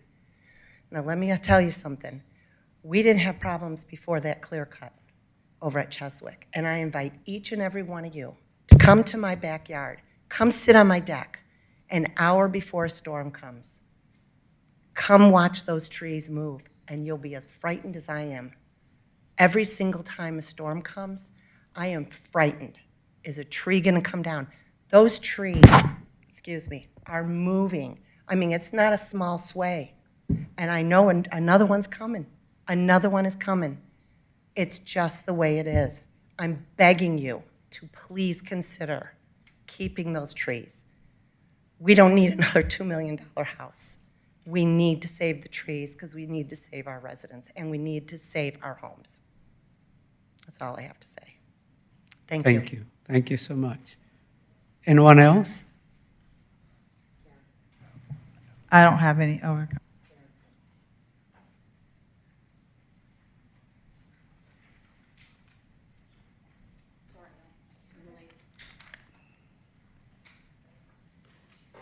I did not recognize you from the back. Karen Richard, Thank you for speaking. 11680 Dan Cliff Trace. Good evening, Chairman and Commissioners. This actually feels really kind of weird, but great to see you all. You're doing And just thank fine. you for your service, and thank you for the really thoughtful and deliberate questions that I've heard you ask, both staff and the applicant tonight. I'm also a member of that infamous building. I live 4 doors down from Russ and Rita, and my son was on the back deck. It was a February afternoon. It was extremely warm, gorgeous day, And again, I don't want to go through the emotion of what that whole thing was about, but it was very, very scary. But I asked for two things, two comments. One is, when you're contemplating a change in zoning, one of the standards that commissioners need to evaluate is, I'm looking at Michael's report, the letter C, whether the zoning proposal will adversely affect the natural environment. Now, the response that staff has in your packet says the applicant's proposal should not have significant impacts on the natural environment if efforts are made by the developer to save trees. Now, I've gone through the tree report that is in your packet, and I think, just to bring it, page 125 identifies all the trees that are going to be removed, which totals, there's 108 trees on the report. 77 are scheduled or planned to be removed. Now, the applicant also has a fabulous-looking landscape survey and a landscape plan where they identify that they are adding trees that they're removing. So they're going to be adding 73 trees. But the kicker is not in the fact that they're adding 73 trees. Trees are measured diameter, breast height, DBH. They are removing 1,287 inches in those 77 trees. They're in the 73 they're adding, the number of inches they're adding is 276. And you've heard all these speakers tonight about the impact of the Chiswick. And Chiswick wasn't a clear-cut lot. There was tree saves there. But as has been said, the arborists that we have on call at Academy made it very clear that with the tree removal there, the wind load was what impacted the tree area. So I support all of my fellow residents in their concerns about the tree save. I don't see here where the applicant has proven to me that they are not going to hurt the natural area. I think that amount of tree removal will be very detrimental. My other comment, I hope you support staff's recommendation about the architectural variance. I didn't hear any hardship really identified in that particular request. And the question was, how many different design styles does the city have? Last count was 15. So I think there's enough variety there that they should be able to find something that works. And lastly, when you're considering that, one of the unintended consequences, should you support the variance, is the precedent that you will be setting there. There are still, I think, 5 lots on that side of Thompson Street that are probably going to be redeveloped in the near future. And you make an exception here to the architectural style, and you'll be setting a precedent for those other lots. So thank you for your time and your consideration. And thank you for your comments. Thank you. Anyone else?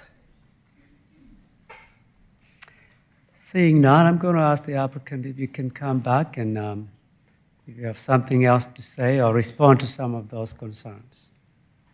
Sarah, would you like to make any statement? We have our arborist here with us, Mr. Chairman, and also our civil engineer, Mr. Bryan. Okay, that's fine. Whatever you want to do in terms of responding and If I may, explaining. I'm sorry, Mr. Chairman, I didn't mean to interrupt you. No, Okay, I'm going to introduce Mr. Bryan King. He's our civil engineer. I think he can address the comments regarding drainage.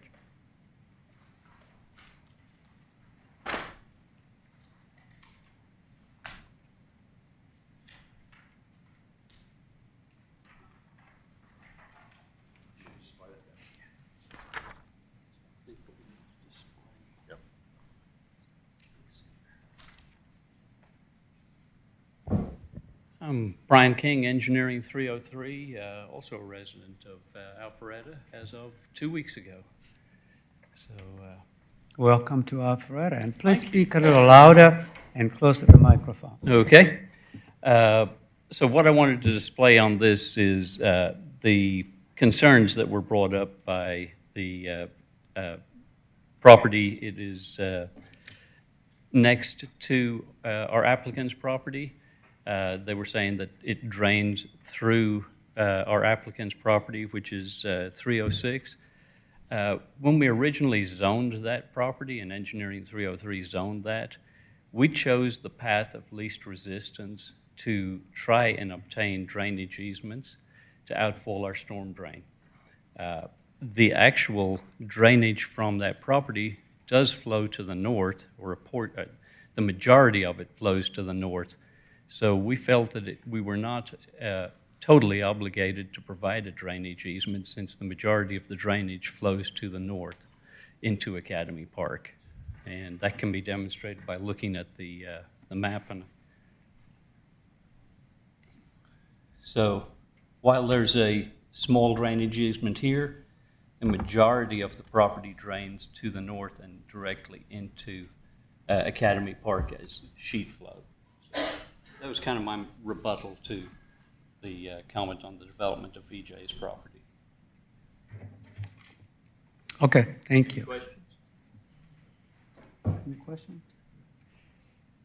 If there is any, the board will ask them by the time you finish. Thank you. Thank you.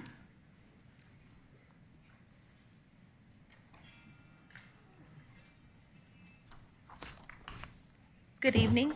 Sarah Spencer. I'm here to represent the landscape architect for the project, Frawley Associates. I'm living out Atlanta, so not an Alpharetta resident. Alpharetta resident. That's tough to say. But I wanted to just step up and address at least the concerns for the tree removal. I can't speak to the overall wind shear or swaying of mature canopy. I would leave that to an arborist to discuss and provide that information. That's their specialty. I try to stay in my lane a little bit. But as far as for the tree removal, we did provide through this process the tables for on-site non-specimen trees to be removed, specimen size trees on the property, and then boundary trees that would be impacted. We did have an arborist go out and assess the site and assess the trees. Through his report, we were able to also indicate some of those that were dead, poor condition, so some of those are included in the number of trees to be removed. Other than that, we were just staying within the allowances of the code, both for recompense, site density, and what trees are allowed to be removed on site without penalty. Through our landscape plan and tree replacement plan, we are meeting the on-site density, both with trees to be preserved currently in the north and northeast corner of the property, and then also trees to be replaced on site, and also to meet the recompense requirements on site. So that was what our current landscape plan provides. So I just wanted to make sure to answer any questions if I could with that plan, or maybe what the numbers reflect. I know it does sound like a lot of trees. I'm not refuting that, just pointing out the code compliance that we've met with our plan. Thank you. If there are no questions from the board now, they can ask those questions anytime during the deliberations. So, okay. Yeah, just hang All right. close and. Thank you. Yeah, they can come back and ask a question. If I could, Mr. Chairman, I'll make one last statement. Yes.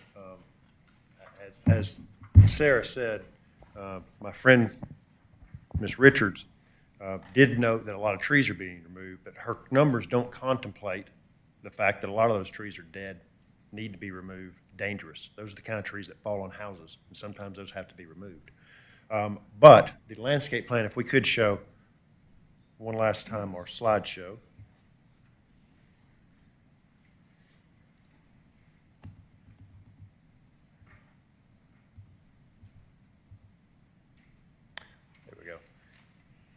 There are going to be significant landscaping reestablished. There will be trees that can be saved. Obviously, as many, there's an economic incentive to save as many mature, healthy trees as possible. But Mr. Farrat does have a right to use his property and develop something reasonable on it. What I would submit to you, though, when it comes down to it, I've heard some concern saying, well, we're not sure we want this architecture, don't give the variance, don't allow this. I would submit to you, if you don't allow this, Mr. Farrat's not going to build his house. This is not going to be his resident. And then we'll be back with you talking about 8 units of the acre. This is the lowest impact on this site, on Thompson Street, from traffic, from stormwater, from tree impacts, is if we look at a 2-lot deal. And if it's not a 2-lot deal, then we'll just be back here again asking for something that your comp plan actually calls for, which is a lot more density. So we understand the neighbors' concerns. Academy Park, our client has done everything they've asked, short of commit to evergreen trees. And we're not saying we won't commit to evergreen trees. We're just saying let the city arborist tell us what trees need to be there. We're happy to do that. My client has agreed to everything that Empire Communities asked for, short of saying develop lot 2 first. So he's been a good neighbor. This project will be the best neighbor that can be there. And we would respectfully ask that you approve the variances in light of some other project that we'll have to look at down in the future. We appreciate your consideration. Thank you. We appreciate it. Any question for the applicant before I turn this over to the board? Yes. Sure. Mr. Underwood. Yes, sir. Sorry. This redlined Yes. thing is from you, correct? Correct. That is showing, the red print is additions or modifications to staff conditions. But you did not cross out number 2. I may display. It's yours.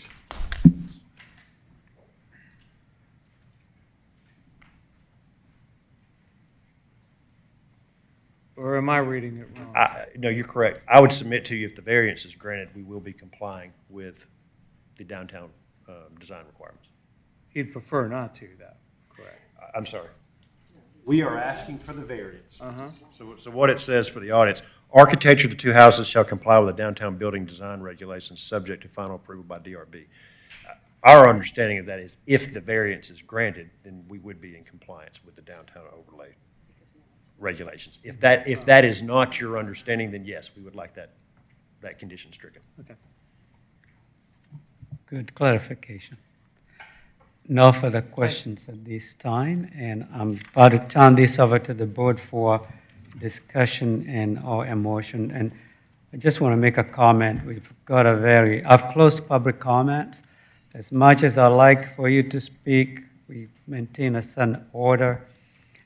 Otherwise, we'll be here until midnight. But what I was going to say is great comments from every speaker.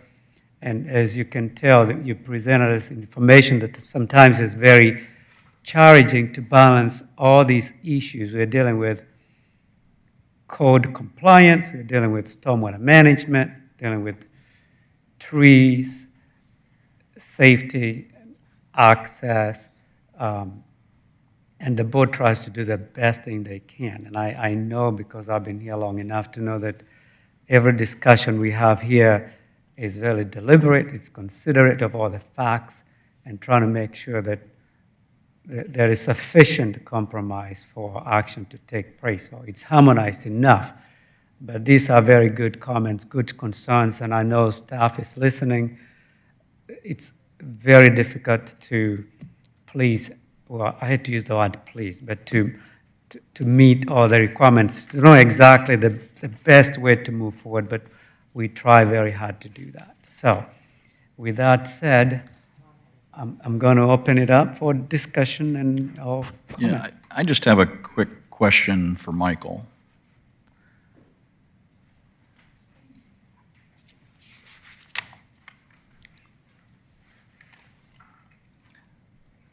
So on the topic of the trees, I just want to confirm that our city arborist has reviewed the tree save plan, they've reviewed the tree addition plan, they reviewed the diameter of the trees being removed and the diameter of the trees being replaced, correct?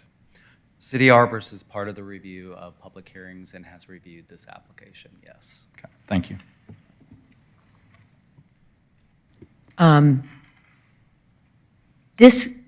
This presentation, I appreciate all the work that the city staff has done, appreciate all the comments from everybody.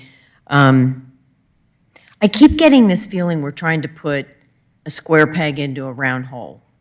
It's, the tree issue is real. Our infill that we're doing here in Alpharetta is still relatively new. And we really don't know the long-term impact of some of these things that we're doing. I do know that I saw on the one tree plan, I saw a lot of red oaks. They have really shallow roots. And them being drenched in more water and more erosion, those red oaks they're prone to come down. So that is a dangerous situation, I think, for our residents. And some of the questions that we're supposed to contemplate are, does it harm anybody? Does this provide something to our residents? Is it negative for our residents? I think we have to really think very long and hard about that. That Mr. Underwood stated quite clearly that if he couldn't get the construction easement and he couldn't get the variance on the architectural, that his client would just build anyways. Well, I guess there's an opportunity to build and do it according to the downtown business overlay. And so it's not like you would be taking something away from someone. I think there's a lot of concerns about this, and I think that I haven't seen that there's a willingness to come together and resolve these two issues by the applicant. So, I mean, he's been willing to meet with people, and I respect that, and I respect everybody's time at coming to what they have. But there are two major hiccup points. That doesn't even talk about the water runoff in the trees. I continue to have very serious reservations about the whole thing. Yes. Okay. Stunning, this was. Piggybacking on Katie's comments and having some of my own, infill is always an issue. It's a patchwork quilt approach to some systemic problems, stormwater and tree management being very systemic, and they don't respect property lines. So the issue then is approaching those types of issues from a larger perspective. So we heard that the lot adjacent to the west of the subject property had made some assumptions in the design of their stormwater management, followed the natural grade of the land. Groundwater would run to the north, right into the Academy Park backyard, assuming then that the trees that are already there would do what trees do, drink much of that water. We're about to remove some of that. We're about to put a lot of impervious surface on that land. So the promise to say we're going to reduce what makes it to our creeks by 90% is great, but I'm just not sure it's not going to be completely without impact. These are very important issues, but one thing that I think we can resolve adequately right here and right now is the architectural style. Alpharetta's success hangs on the degree to which its look and feel is carefully, very systematically curated. The whole downtown look, its feel, its vibe hangs on how well the entire city pulls together. It's not one style, it's not cookie cutter. It's, if you remember Dunwoody about 40 years ago when we all got here, everything looked exactly the same. No, it's rich, it's vibrant, it has variation, and it's carefully curated. Thank you very much, community development. I would stand behind their guidelines and suggest that if they are inclined to say this is not a style that works with what we have and what we're curating for the downtown area, I believe we need to support that. So that's my point of view. Thank you. This is related, but more than anything, it's about the erosion. Many of us have been on the Planning Commission for a number of years, and on Thompson Street, that's a ongoing issue. And I know that several developments had been changed because of the erosion. It's a hard thing to say, well, you can't develop this lot because of what somebody else has done downstream. But on the other hand, I think it's incumbent upon the citizens of Alpharetta to meet with their elected officials and say, this is a problem, and it just can't keep going on like this, because somebody that owns a piece of property within the zoning laws and meeting those does have a right to do something there, and they have a right to cut down trees. They had to cut down trees to build Academy Park, even though now they've probably regrown up. But my point here is, you got to go meet with your elected officials and say, hey, wait a minute, there's a real big problem here, and we need to have a meeting of the minds and get this resolved, because erosion just keeps coming up in different formats of the Planning Commission. So it's a problem there. You know, I hear you. I think they address that in some way, but on the other, that stream back there, you know, it's a bigger problem than this lot wanting to be redeveloped. So good luck with that, with the city. Yeah, so I wanted to share my take on this, and it's interesting. Commissioner Manley, I'm going to repeat a phrase she said because I completely agree with it, but the notes I have here are that the variance request to go outside of the approved downtown architecture style is very important to me. And there's a reason that people love Alpharetta, to tie into what Commissioner Manley said. It's the look and feel. I mean, there's a lot of reasons, but you know, a lot of people don't care for the look and feel in some of our sister cities around us, and they absolutely love. They don't see 25-foot apartment buildings in Alpharetta, and what they see they like. And so that's very, very important to me. And just for the public, so the public knows, there are an army of people that spend a ton of time on look and feel. It's the city staff like Mr. Woodman and Ms. Cook. It's the Planning Commission, it's the City Council, it's the Design Review Board. Those are essentially the gates that developers go through that produce a good look and feel in the end.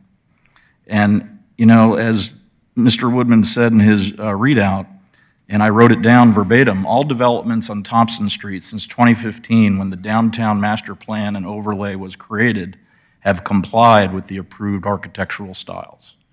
And, you know, Thompson Street, I've lived in Alpharetta since my entire adult life, since 1990. And Thompson Street's special. I mean, it really is. And, you know, I cannot support a contemporary architectural style that's not one of our approved styles. I just can't do it. And Mr. Underwood, I know you brought up a good point that if this isn't approved, someone may try to come back and throw in a much higher density, but believe me, all those groups, staff, commission, council, we have a way to manage density. And if it's within the code, it's within the code. And our code is very tight and strict on density, so you're not going to see a 25-story apartment building there. So for those reasons, you know, I can't support this, just can't support it. Last, Your you want turn. me to You're go the only one who has not spoken. Well, I listened to tonight, you know, after being a councilman for 15 years, I thought we did a pretty good job, but apparently we didn't, according to some. I think we've definitely 4 times people's property values, and I think we've done pretty good in the entire area. But with that notwithstanding, I understand the trees. I get it. But if you all think that you're going to have however many acres this is, and it's going to be green for the next 20 years, you're kidding yourself. It could very well be 8 townhomes. And you'll even have less trees then. At least it'll be a property that will be somewhat Alpharetta. It will be the least intrusive of what your other things are based on the current zoning. Their request tonight, one is, listen, I thought it was kind of a neat-looking building, but I agree. As someone who has supported this city for years and years, I think we have a pretty good code. And if we let you do it, who else am I going to let do it? So I think that's where I'm definitely in favor of the project, just because of the least intrusiveness of what you could get legally. The other thing is, it's impossible to not have access to the other road. We can't just go have access to Thompson because they're going to build number one, and you're going to have trucks and stuff going through somebody's driveway to build number two if it ever gets done. That won't work. And they'll be back here to get a variance to do that then. So let's take care of it now. Everything else on here, I support staff decision, their recommendation, as well as, with the exception of if we end up making a motion, I would take out number 11. It's all yours. All right, thank you. It's on the board, not me. Yeah, this is it's been good hearing everybody comment on the floor, and I struggle sometimes when a zoning application comes to us that also includes a variance. I've used the term, there has to be a very compelling reason that is so unique to that particular instance that somebody else cannot use it in the future to say, well, but you approved that. We can explain when we grant a variance or we do something that's really not consistent with what we are doing in that particular area. If you told me 10 years ago that Thompson Street is going to look the way it does now, I would not believe you. And we have had this over and over and over again every time there is a new development coming up, and it's gone significantly dense. It changed the entire landscape of Thompson Street. When I looked at this, I said, well, it seems like it's differing from what we have seen before, which is mostly townhomes, several of them, and I thought this is probably less intrusive than what is likely to be developed here.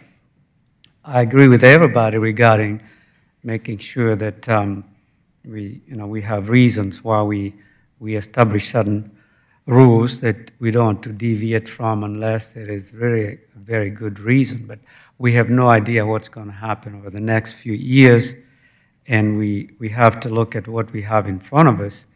What we are most worried about every single time is setting a precedent that creates consequences that we never thought about, that we come back and regret. With respect to erosion control,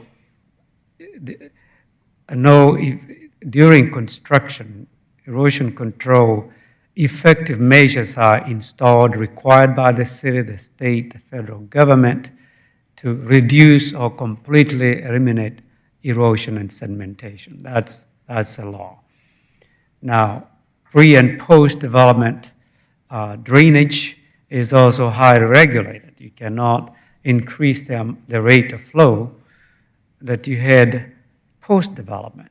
That's why you have detention facilities and other best management practices to ensure that that does not happen. So simply because a development is put in place doesn't mean, although they may increase impervious cover, that they're going to increase the rate of stormwater runoff from the area. With respect to trees, when we are talking about tree replacement or recompense, it is possible but highly improbable that you can replace inch to inch of a tree removed. And it's true that some of the trees, especially those that pose a public safety matter issue that we have tonight, need to be removed so that they don't pose that safety concern. So when I look at this, I'm like, okay, which would be the best direction to go? I'm not going to be the one making this decision. It's the board that's going to be making this decision, but my concern is the same as yours, DC. What is likely to come if this application is not approved, with, of course, the constraints that are mentioned here tonight. With that, I'm still waiting for a motion or any further discussion. Yes. I'd like to make a motion. This is based primarily on the concern to our other residents that already exist here and already are our Alpharetta residents, the people in Academy Park and the people at Cheswick, because, requiring people to trump through Cheswick, I think is, for the construction, I think is unreasonable. So I would like make a motion to deny the application and variance. And the second? Motion dies because of lack of a second. I'd like to make a motion, Mr. Chairman, that we essentially go, as Commissioner Aiken mentioned, supporting the staff's recommendation. I want to talk about condition 11 in a minute because I see it slightly different. Okay. But essentially, supporting the staff's recommendation to approve Z-24-08/V-24-08, 306 Thompson Street, and deny the variance request related to the downtown architectural style, subject to the conditions as read by Mr. Woodman. And I would just offer up that we keep number 11 in place, because I agree with Commissioner Reeves that if I were living in Chiswick, I would not want construction equipment going through my neighborhood for a year or two, however long it takes. So I don't think that's reasonable as well. Now, on the other conditions, and I'm going to glance over at Michael, because we had Academy Park's conditions. Do I need to refer to the Academy Park conditions as well?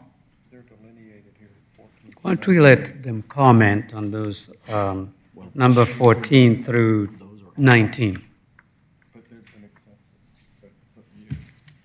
So we've got a couple things. We've got the ones from Empire in red markout. That's my understanding. They came from Empire / the applicant. I believe,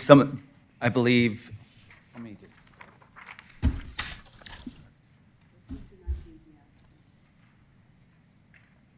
So these were the applicant's markups. The comments or the conditions beginning at number 14 through 19 are a combination of conditions requested by Chiswick as well as Academy Park. Okay. So are you going to want me to read all these? No. I think all you would really need to do is whether or not you're in agreement with conditions 14 through 19 being added on the applicant's markup. Yes, so to continue that motion, approving the project but denying the variance related to the downtown architectural style, and then adding conditions 14 through 19 in strikeout or in addition that was as provided by staff.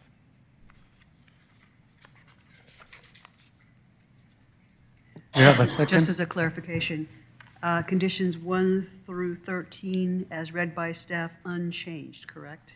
Striking condition number 11, right? No. Unchanged. I'm making this suggestion to my fellow commissioners that we keep 11. Is this a suggestion or a motion? It's a motion. Okay. So that's why I did not suggest we remove it. Okay, with that clarification, I'll second the motion.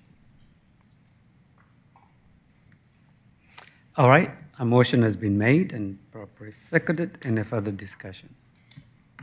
Question. Michael, so down the road, 6 years from now, assuming that this motion passes, can the developer go to Cheswick and make a proposal that we would have to also approve? Since right now, what we know is, or I believe we know, is the property owner is going to build house 1. We don't know that he'll ever build house 2. Okay. So to save us all time, I don't have a problem you know, supporting the motion at hand, as long as we know that they have an opportunity down the road if they have to get construction equipment through other than going through the Lot 1's driveway at that time.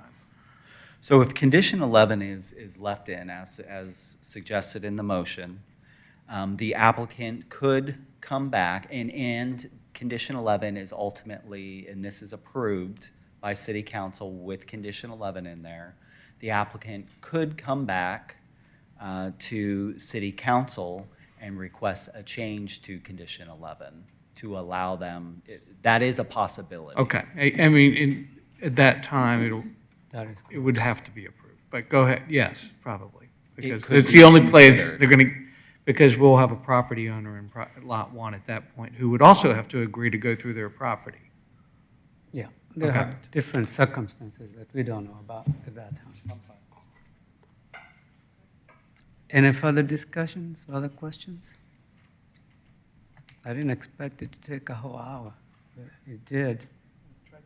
2 hours? Okay. All right. Kathy was right. All right. All in favor, please raise your right.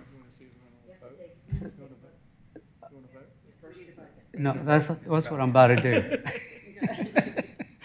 I say, hearing no further discussion, all in favor, please raise your right hand. Motion carries. Again, City Council makes the final decision. Come back, those who made comments, if you want to, and express your concerns to City Council. The motion is to recommend approval with the condition as they are, that City Council makes the final decision. Thank you very much. We're going to quickly go to the next item unless the board wants to take a break. We have a 5-minute break and we'll be back in 5 minutes. Now take advantage of this. We're going to be here a while.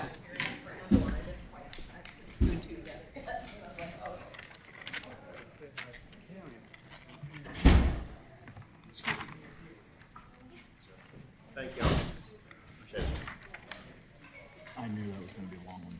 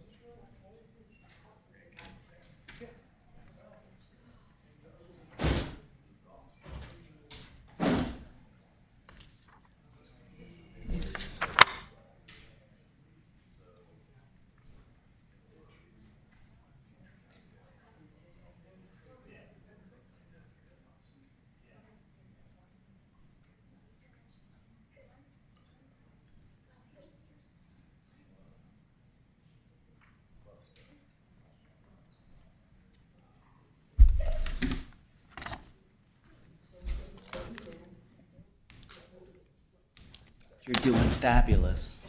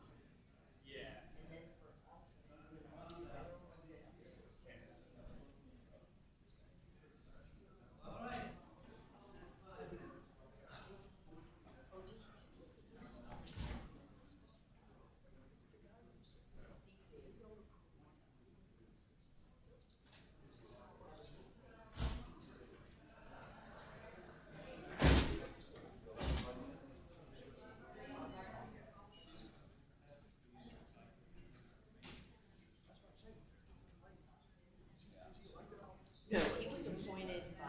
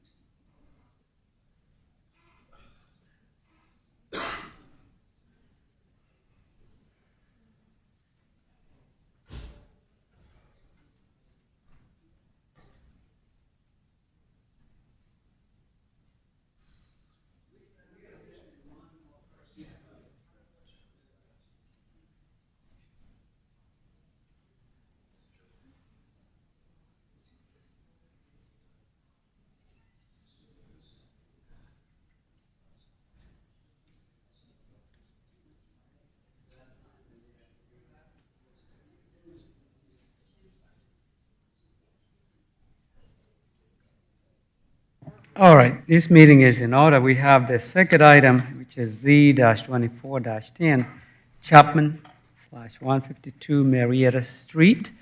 I believe Michael is presenting.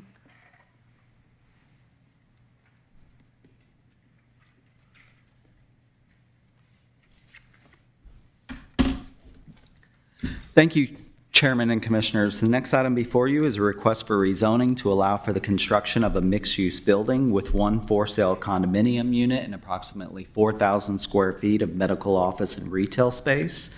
It's on just under a half acre in the downtown. Rezoning is requested from C2 General Commercial to DTMU Downtown Mixed Use. And I do have the location map on the overhead. This property is located at 152 Marietta Street. The proposed density with this development is 2.2 dwelling units per acre. Property is currently developed with 2 structures that were previously used as single-family detached homes. The future land use designation of the property is mixed use, which does allow the requested zoning district and uses.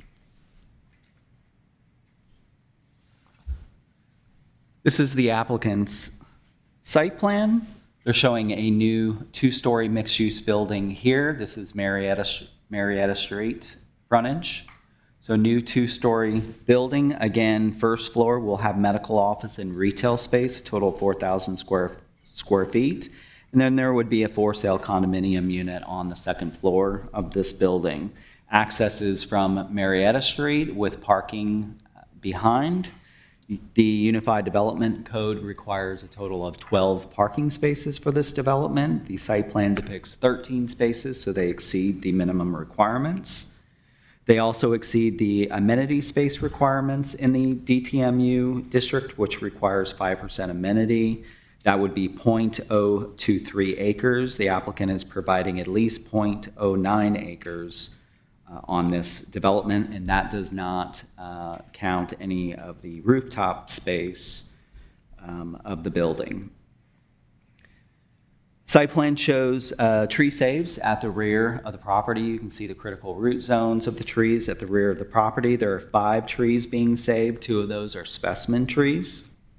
And they're also showing pervious concrete in the parking lot to address stormwater management requirements.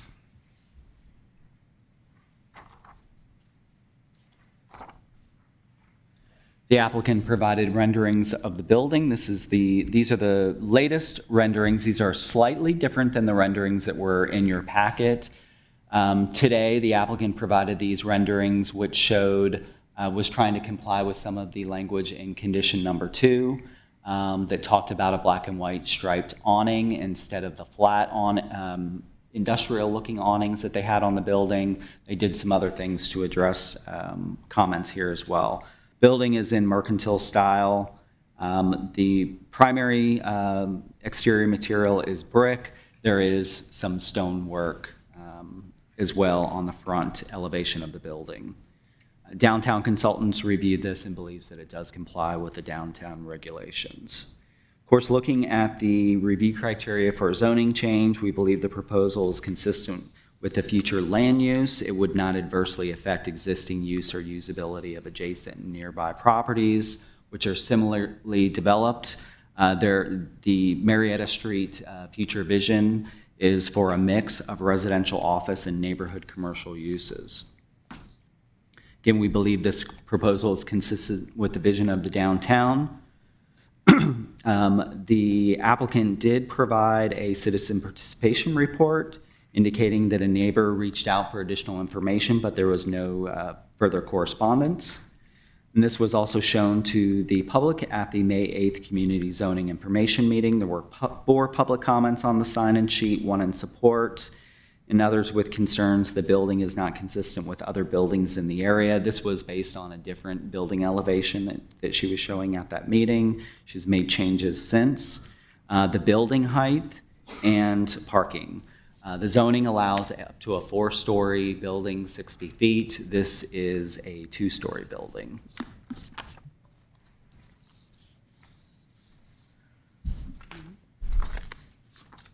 Apologize there.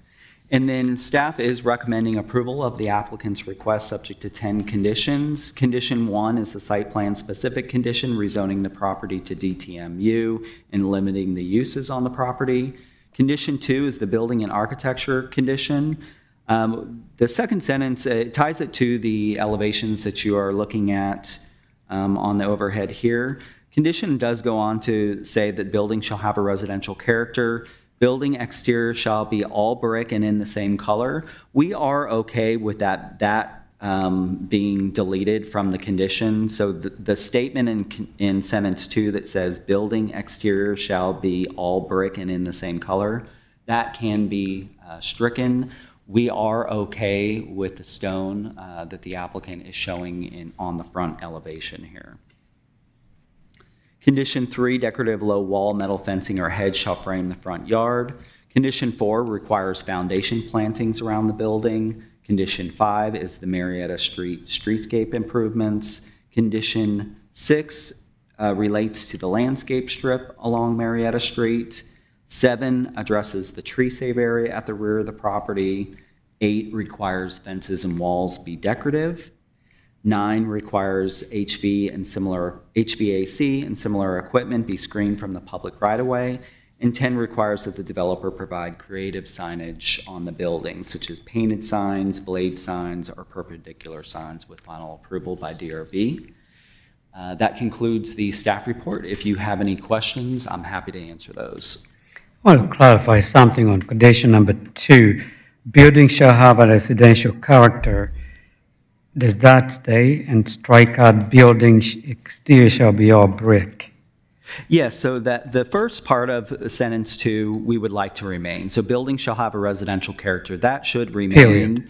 And then the items after that are really kind of describing how that can have more of a residential character. The applicant is agreeable to all those other items that are listed there as far as I understand. But again, we did have a conversation with the applicant today, and they would like to keep that stone on the front elevation of the building, and we So are okay. read that second sentence in full. Building shall have a residential character.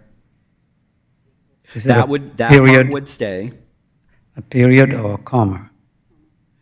So building shall have a residential character, comma, and then it would go on to header shall be extended above windows, and storefront windows shall have a framed angled awning with black and white stripes and scalloped edge with final approval by DRB. Okay. I just want to make sure that somebody captures that. Okay. All right. Any questions for Michael? No questions. Thank you. Thank you. They may have questions later. I'm going to ask the applicant to come forward and make a presentation.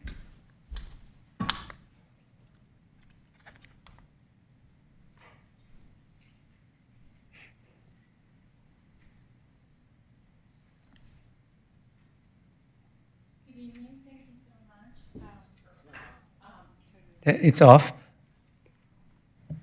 Oh, okay. All right. Good evening. My name is Jean Chapman, and I have been a business owner in Alpharetta for over 20 years. I own a medical practice that specializes in veins and laser treatments. So I have been planning to move my practice to downtown Alpharetta, as you have heard many times today, for the similar reasons that other people love the area. Where are you now? I am on Old Alabama Connector Road. Okay.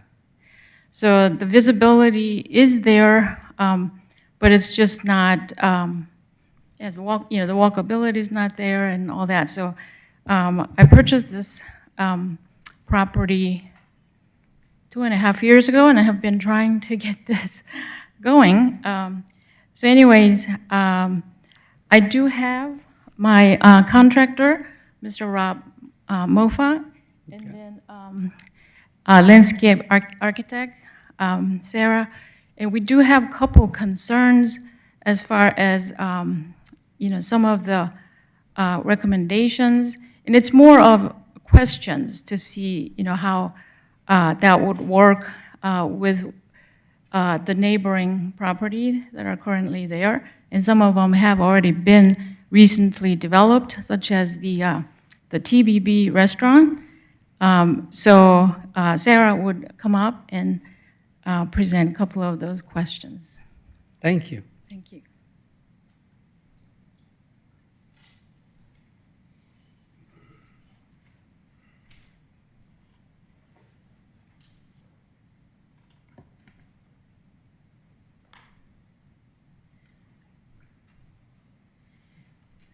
Good evening It's you again.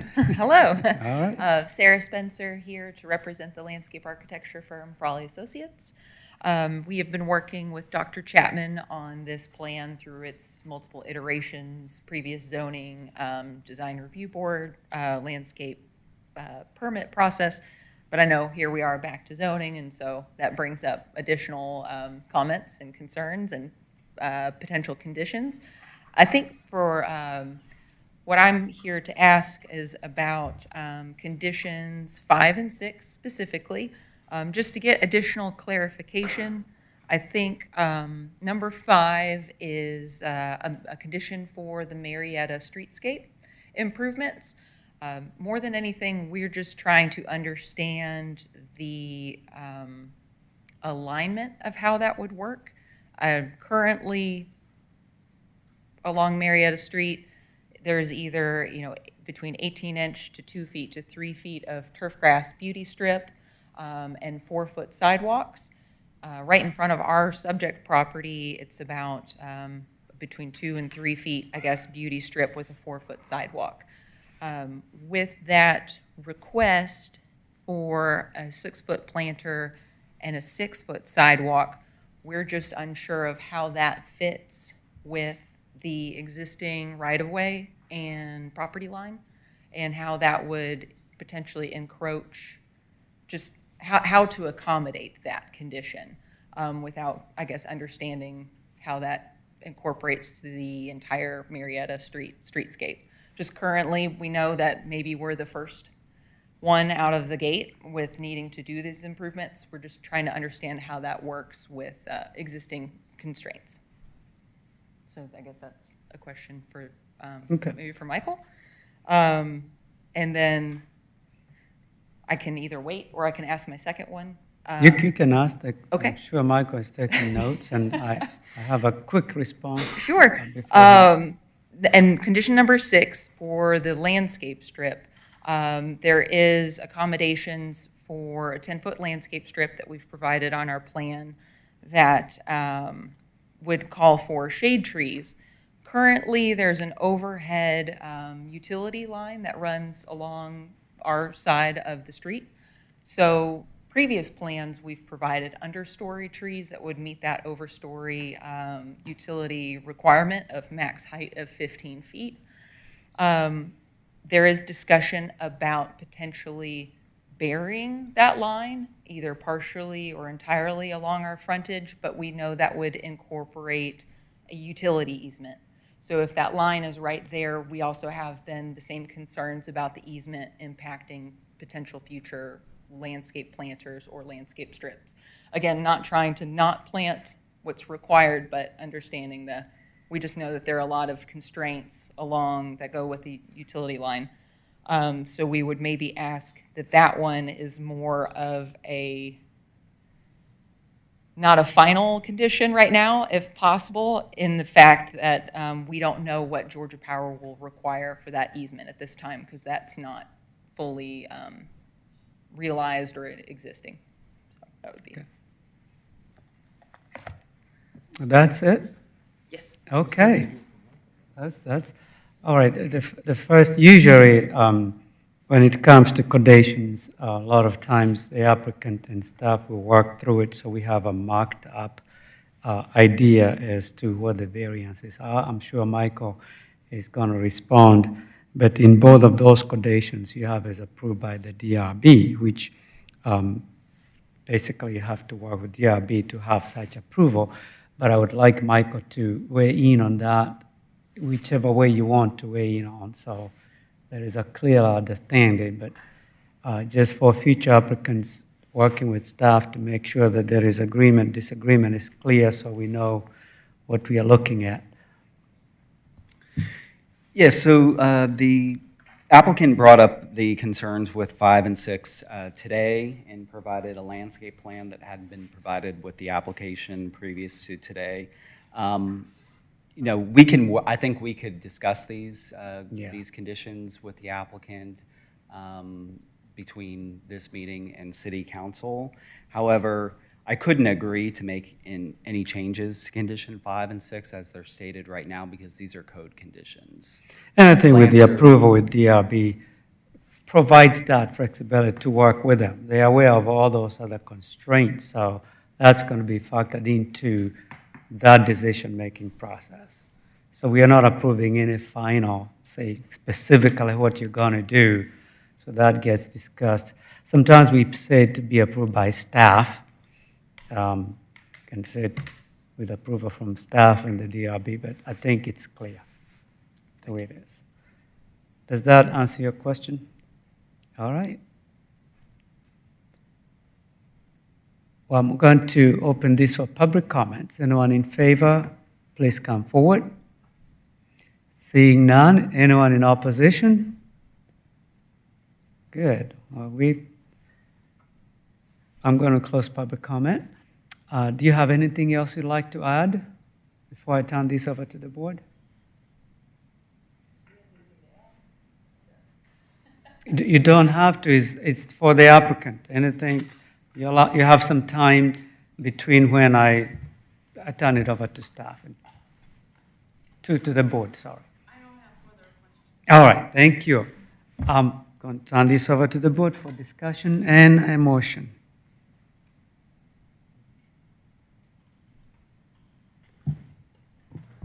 I did have one thought. The building looks a little bit out of character for the street because it's mainly a residential street.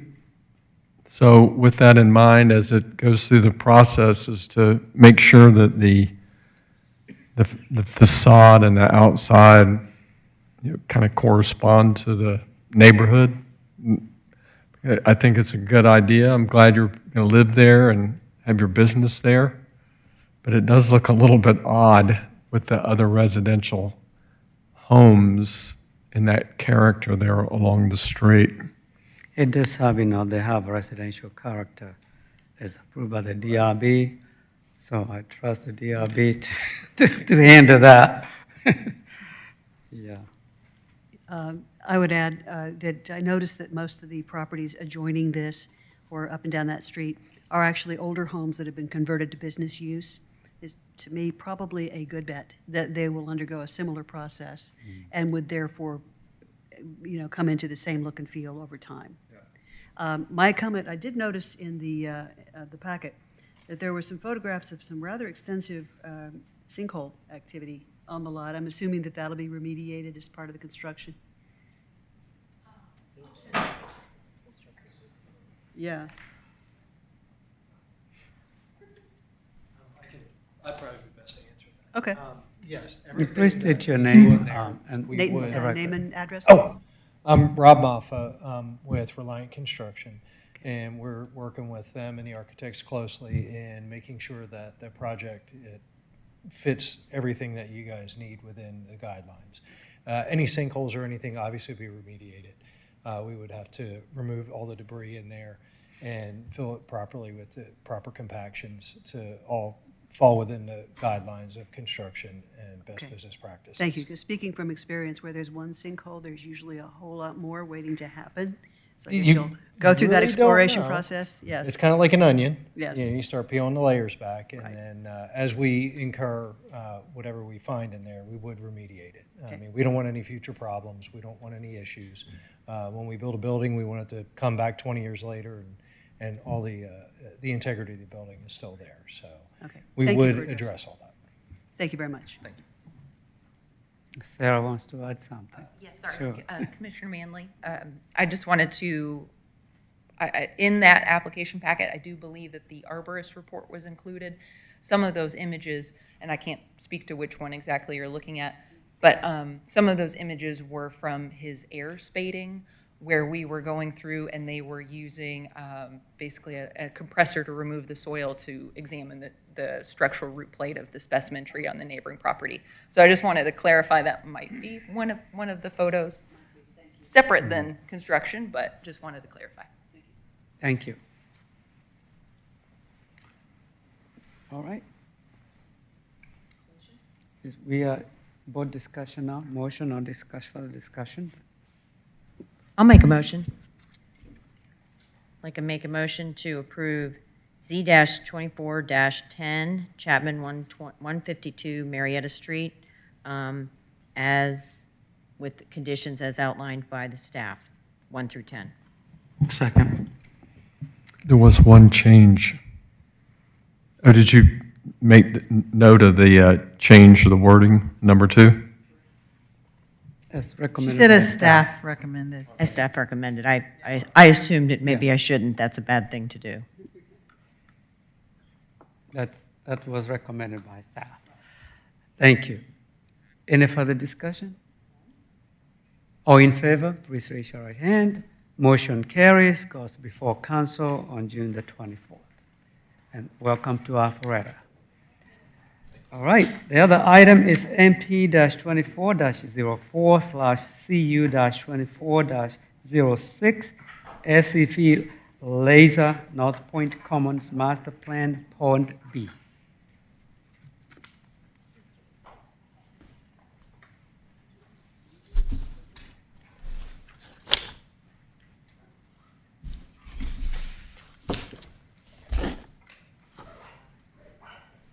Thank you, Chairman and Commissioners. The next item before you is a request for master plan amendment and conditional use to operate spa services business in a 1,546 square foot suite in the North Point Commons Master Plan Pod B.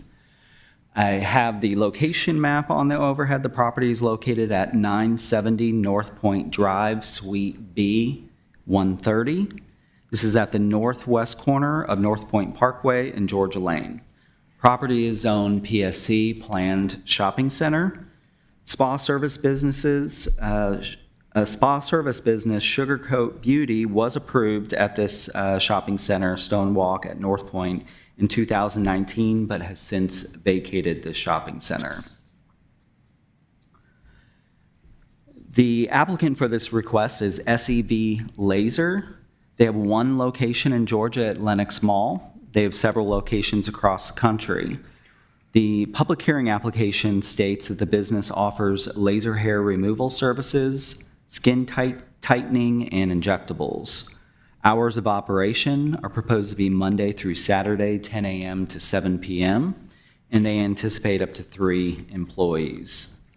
Looking at the review criteria for master plan amendment and conditional use, we do believe that the use is consistent with the future land use designation, which is commercial. There's sufficient parking provided on this property, and it would be compatible with the surrounding retail uses and other locations for this business, which are similarly situated in retail corridors and shopping centers. We did believe that this retail service use would also complement the other commercial uses. If approved, the applicant's business, as I mentioned before, would replace a spa services business that was previously approved for conditional use in 2019, and there were no conflicting uses in the immediate vicinity of the applicant's property. There are no other spa service businesses within 2,000 feet, which is part of the definition of spa services. Applicant did provide a citizen participation plan. The report indicates that no comments were received, and I forgot to show you the site plan. Again, they're just going into an existing shopping center, so these are 2 buildings within the shopping center surrounded by parking. This is North Point Parkway, Georgia Lane, and North Point Drive. And the applicant is proposing to go into this suite here. And then also, when we look at these requests for spa services, we do keep a spa service map and massage therapy map. The applicant's business is proposed approximately at this location here. This request was shown to the public at the May 8th Community Zoning Information Meeting. There were 3 public comments with no objection to the applicant's request. And staff is recommending approval of the applicant's request subject to 6 conditions. Condition 1, spa services shall be added as a conditional use in the North Point Commons Master Plan, Pod B. 2, spa services shall be added as a conditional use at 970 North Point Drive, Suite B 130, and limited to no more than 1,546 square feet. 3, conditional use approval shall be limited to SEV Laser. No additional spa services use or subleasing shall be permitted within the approved space. 4, spa services shall be limited to hair removal, skin tightening, and injectables. 5 are the hours of operation. And 6, Window signage shall be limited to no more than 10% of the window area, and window area shall not be covered or blacked out. No lighting, window trim. And that concludes the presentation. If you have questions, I'm happy to answer those. Do you need conditions 1 if you have 2, and if so, explain? Conditions 1 and 2, seems like 2 covers what is covered in 1.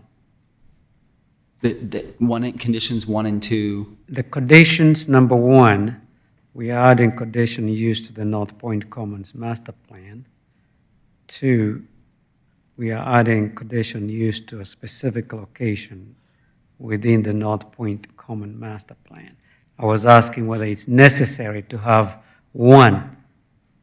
Yeah, so condition 1 is actually part of the master plan amendment. So we're adding the use spa services to the North Point Commons master plan, specifically pod B. So we're adding that as a conditional use in that specific pod.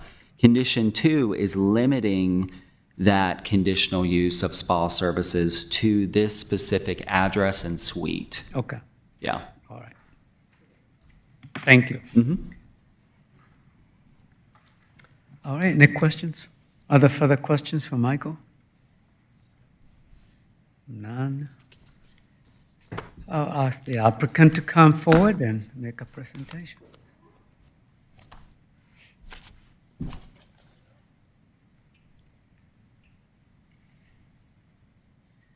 Good evening, Chairman. Good evening, members of the council. Good evening. My name is Paul Matavosian. And we are planning commission, not council. Oh, sorry. Good evening, Minor planning detail. commission. I'll be back at the end of June to greet them as well. My name is Paul Matavosian. I'm with DOM, representing client Sev Laser. We agree with the staff report and the conditions and recommendations, and I'll be happy to answer any questions that may arise. Okay. In the interest of time. That's good. Any questions for the applicant? No questions. Okay. You did a good job. All right. Anyone in the public would like to speak in favor? I see 2 ladies at the back. No? Anyone in opposition? No, none again. All right. Close public comment. Turn this over to the board. Unless you have anything else. Okay. No comments, no questions. I'd just like to enter a motion. Okay. To approve MP-24-04/CU-24-06 SEV Laser North Point Commons MP Pod B, subject to the following conditions, 1 through 6, as put forth by staff. Second. Motion has been made and properly seconded. Any discussions? Hearing none, all in favor, please raise your hand. Motion carries. Again, it goes before council June the 24th. Brevity award for tonight. All right, excellent. The last item on the agenda is MP-24-02/CU-24-05/V-24-13 Tractor Supply Company, North Point Business Center Master Plan, Pod 7. Michael?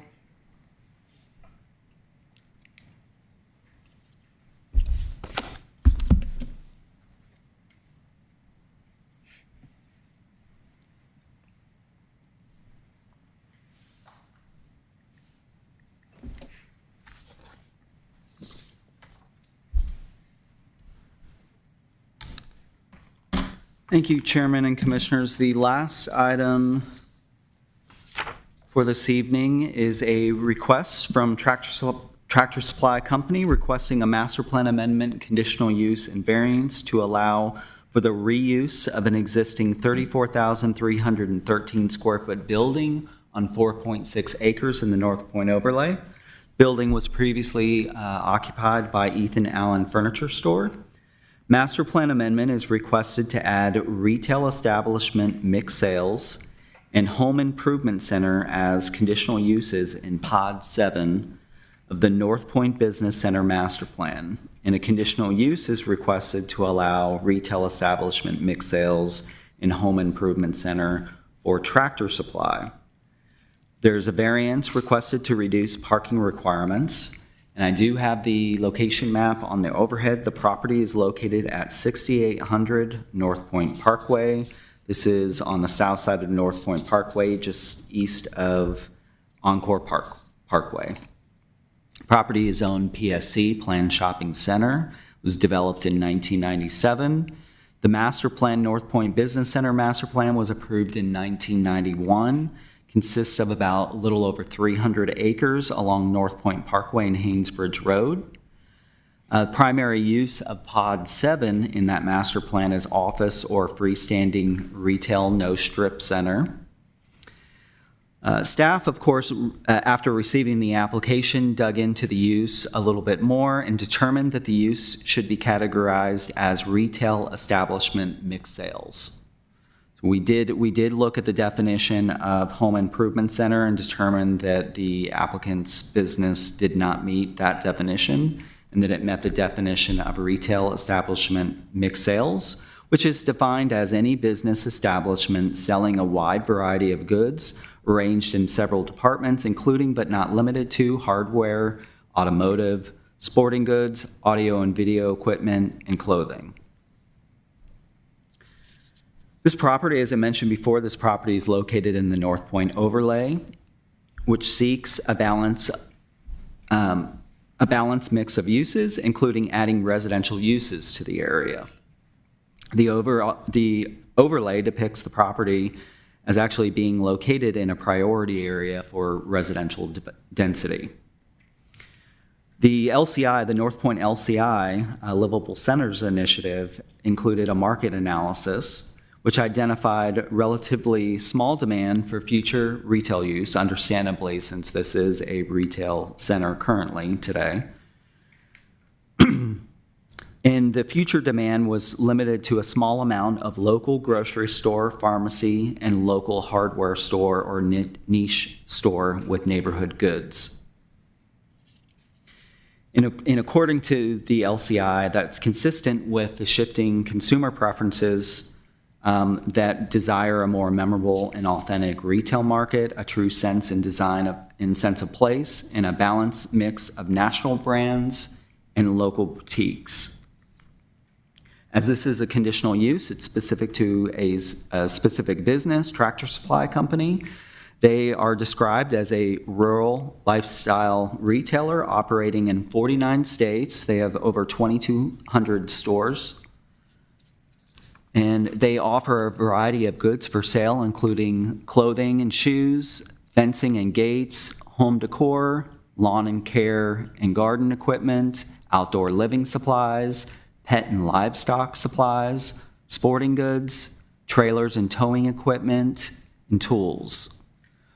Location would be the first in Alpharetta, and hours of operation are proposed Monday through Saturday, 8 a.m. to 9 p.m., and on Sundays, 9 a.m. to 7 p.m.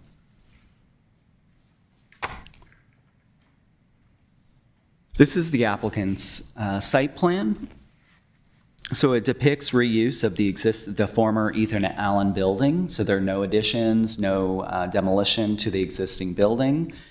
The only thing that they're really adding structure-wise is this outdoor display area for their trailers and towing equipment that they sell.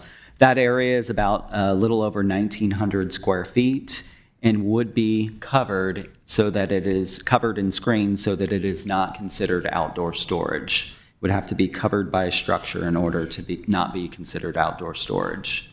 We counted 129 existing parking spaces on this property, of which the applicant is showing 25 spaces being removed for this outdoor display area, and then also for a loading area here on the north side of the building.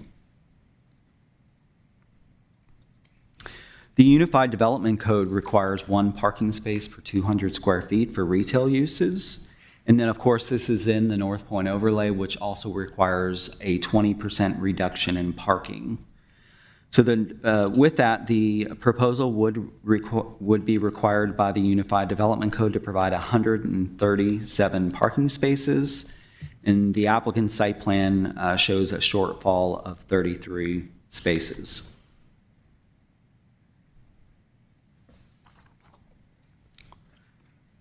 the applicant's rendering of the building, what they are proposing. They're proposing some exterior changes to the existing building. They indicate power washing of the existing building, painting a stucco water table along the building. This is where you see the darker color here.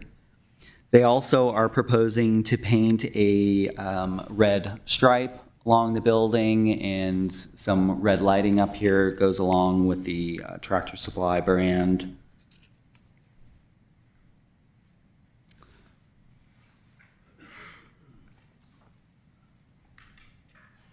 These are the North Point LCI residential priority areas. So the areas shown in this pink color are shown as priority areas for residential development. This is the applicant's property shown approximately in this location.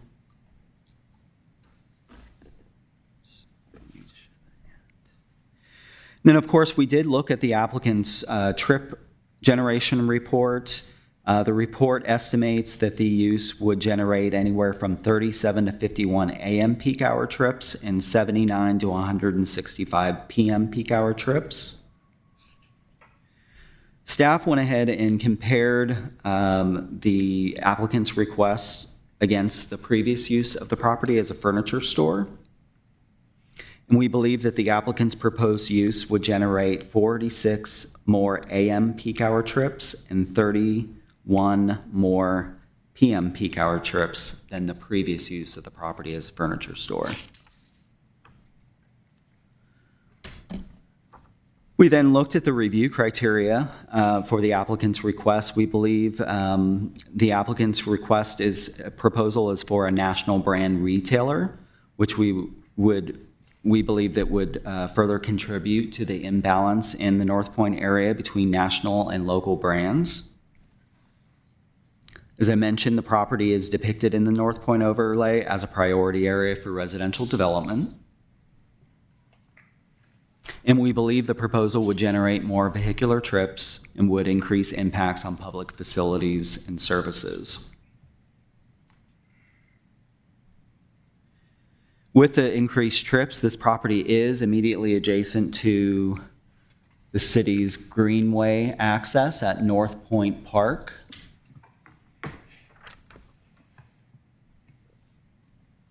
So this is the applicant's property here. The city has what's called North Point Park. This is a parking area and access to the Big Creek Greenway, and there is a shared access with the applicant's property.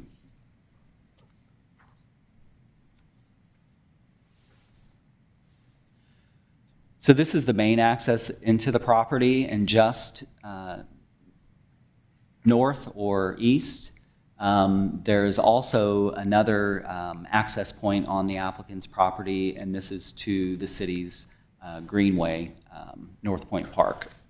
So given the proximity of this site to the Greenway, we do have concerns about the increased vehicular trips and their impacts on pedestrian safety. As you know, that we're looking at redesigning North Point Parkway and doing much wider sidewalks to improve walkability. Also, we do have some concerns that if the parking variance is approved and there is insufficient parking at the site, the customers for Tractor Supply could potentially overflow into the North Point Park Greenway access parking lot. We believe that could potentially add to the city's maintenance cost of that facility. As it relates to the variance, the request to reduce parking is approximately 25%, which is in addition to the required 20% parking reduction required in the overlay.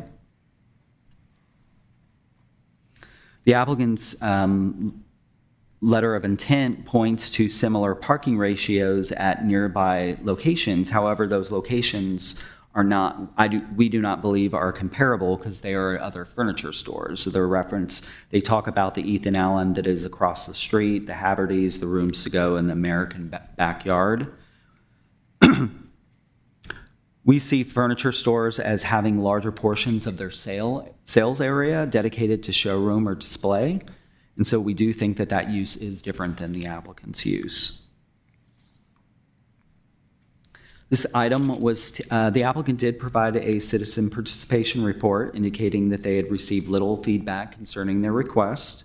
And then we did show this to the public at the April 10th Community Zoning Information Meeting. There were no public comments at that meeting. And with that, the staff is recommending denial of the applicant's request. And that concludes the presentation. If you have any questions, I'd be happy to answer those. All right, thank you. Any questions for Michael? Say that again? Okay. Anyone? All right, no questions, Michael, at this time. We're going to ask the applicant to make a presentation. Thank you.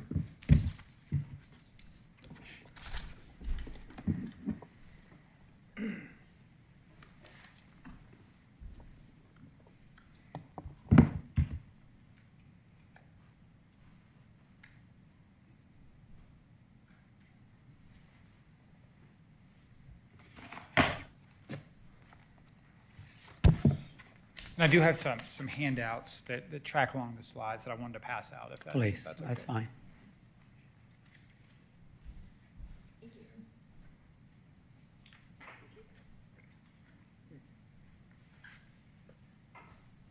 Thank you.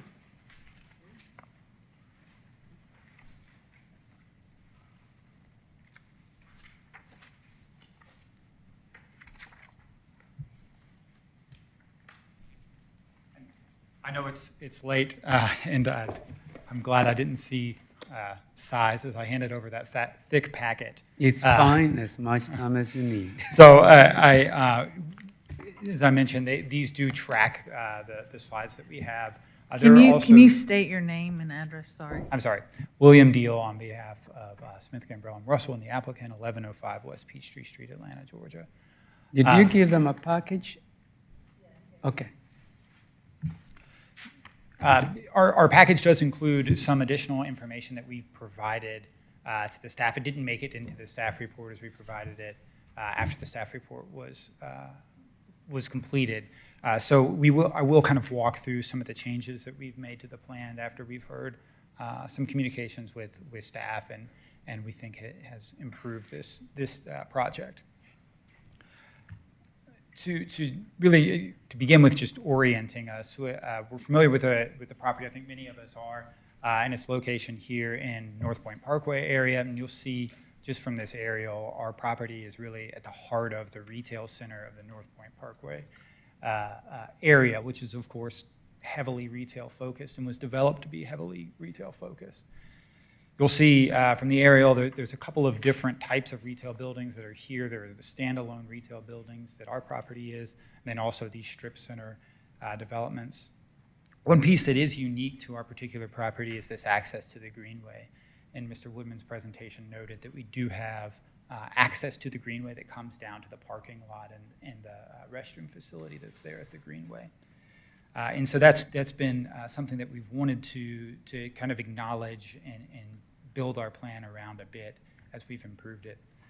This is our building, and the building was developed in the 1990s. It was actually originally developed as a Sears. So Sears was in this location for a number of years. Ultimately, Ethan Allen took over the building. Ethan Allen used the building until recently, when it ultimately decided that it needed to downsize its space, and it moved across the street to a building that has roughly half the square footage of this particular building. And I'll mention the size of the building. That'll kind of be a theme that comes up throughout the presentation, because this is a very big standalone retail building. We have 30,000 square feet. There is the Haverty's across the street from us is slightly larger, but other than that, along this corridor, we are an abnormality as far as standalone square footage. Just looking at some of the maps and other square footages, we're larger than the Barnes & Noble that's down the street. We are larger than the former Total Wine. All of those are 20,000 to 25,000 square feet. We are substantially larger than that. Again, this was developed for Sears, and Ethan Allen moved out of the space fairly recently, again, to downsize. So with a little bit of orientation, I want to talk about what we're actually asking for tonight. This property is located within the master plan that was developed for North Point Parkway in this area. In particular, it was in Pod 7. That master plan provides for different types of uses that are permitted within this area, and this particular property in this pod was noted for freestanding retail, and that was what it was developed for. That was how the building was constructed and designed, and so it has been built for a retail purpose and was parked for a retail purpose when it was originally developed. What I think is interesting and kind of ironic with this is ultimately we had Sears that came into this space. Sears had ultimately a department store, and I think that this space was used a little bit uniquely. It had appliances and furniture, but also had some other types of retail there. And now we're coming back ultimately to the same type of use, this mixed sales use, which is really kind of a department sale use. So this is kind of full circle for this particular building. This is the site plan really as it exists now. As Mr. Woodman mentioned, there's not really much in the way of improvements that we're making here. We've highlighted the display area that's there in pink. And we also have an area that's here along the Greenway entrance that I'm going to give a bit more detail in. This is where we saw the opportunity to really engage the Greenway and to provide a little bit of softening of the differences of uses. And so what we've proposed is to use some of the parking spaces that are here to develop a bit more of a landscape, a bit more inviting feel that kind of draws the eye from the Greenway over to the building. And again, the intention is really just to respect the Greenway space and to kind of turn the building to face that and to again, soften that transition. What we've also proposed, these are revised elevations that have come through. A couple of things to note with these elevations. First of all is the mural that exists on the Greenway side of the building. Same intent and purpose for that. What we're trying to do is make the building feel inviting from that particular pedestrian and recreational space, and encourage a little bit more connectivity there, pedestrian connectivity.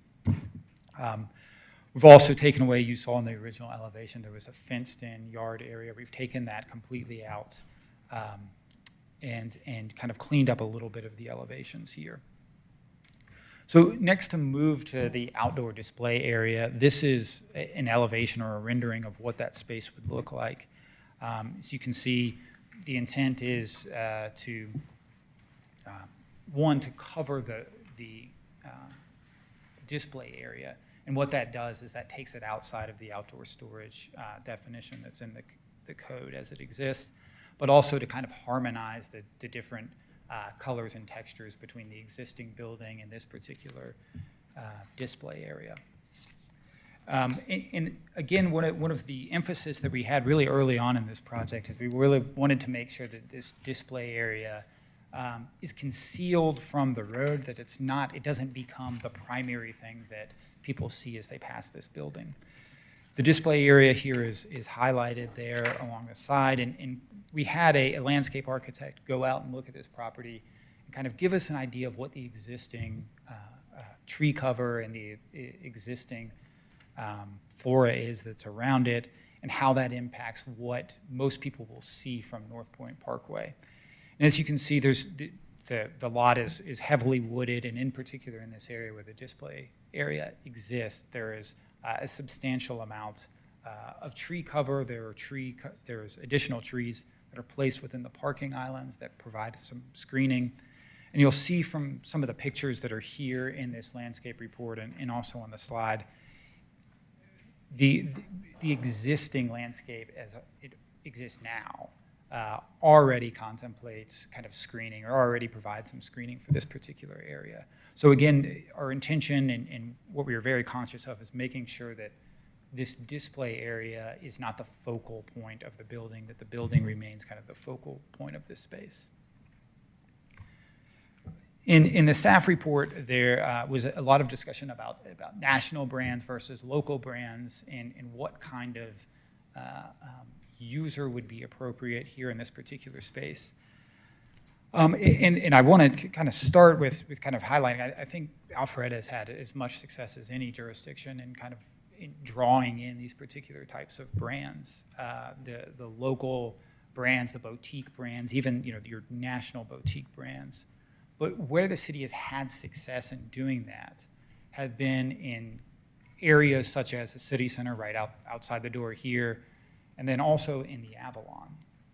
And those areas are very, very different from the property that we have right now that was developed, again, as a Sears in the 1990s. All of those properties have dramatically different square footages.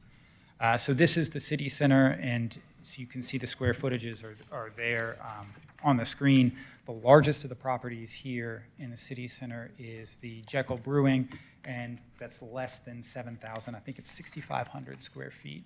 We are 7 to 6 times larger than that in this particular building.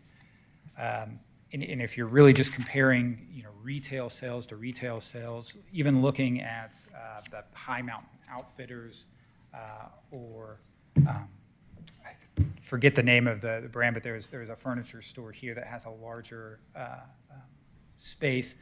Those are 3,000 to 4,000 feet. So again, we're substantially larger than those particular uses. And that's important because these types of spaces, these larger retail spaces, really do not work for your local, your boutique users. They are looking for a space that's much smaller, and a space that's as big as ours has a lot of inventory requirements. It has a lot of parking requirements, which I'll get to, that make spaces like restaurants, grocery stores, pharmacies, things like that, incredibly difficult to operate from this particular property. So moving to the parking variance, we had a parking study that was recently done, and that is in your packet here. And the parking study looked at the parking analysis for this particular use and complementary uses. And I will say it's kind of hard to define Tractor Supply because it fits between a couple of different uses. But we looked not only at the standards, but also at existing Tractor Supply stores. And ultimately, the parking study finds that about 68 spaces are all that we really need to park this size Tractor Supply store. And the reason for that is largely that people coming into the Tractor Supply, they're looking for one thing. They come in, they park, they go into the store, they get their item, they leave. And so you'll see here there is a letter from Tractor Supply with some information, some demographic information that clearly shows most people are in and out of the Tractor Supply between 15 and 20 minutes. And so that reduces the parking that is required, and it's really not a heavily trafficked use. Mr. Woodman's right, it absolutely is an increase from furniture use, but it's really kind of a marginal increase. And also a furniture use is really at the bottom of that traffic for retail, the traffic requirements. If we compare that, though, to a restaurant or a grocery store or a supermarket, you're looking at 4 to 5 times the amount of traffic volume on this particular area. And the parking that exists now could not handle those particular uses. So we have a property, a space that's kind of oddly situated in that it's very large.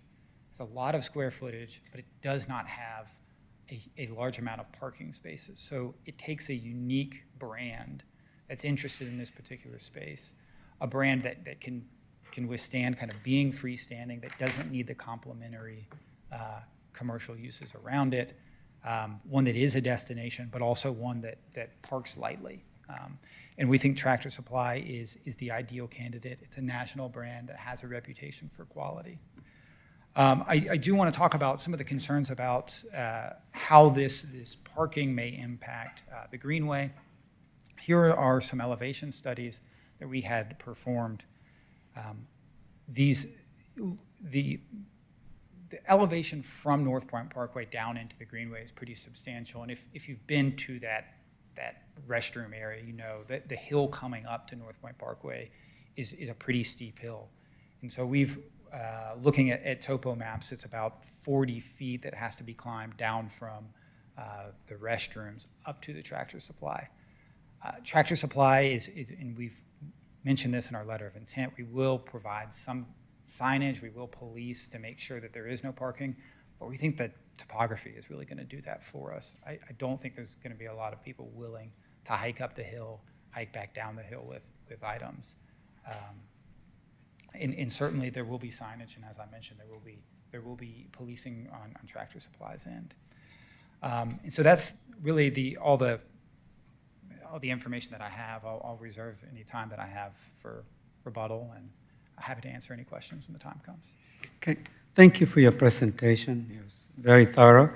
Would you explain what the operation is about? What does Tractor Supply do? What do you sell? What don't you sell? Certainly.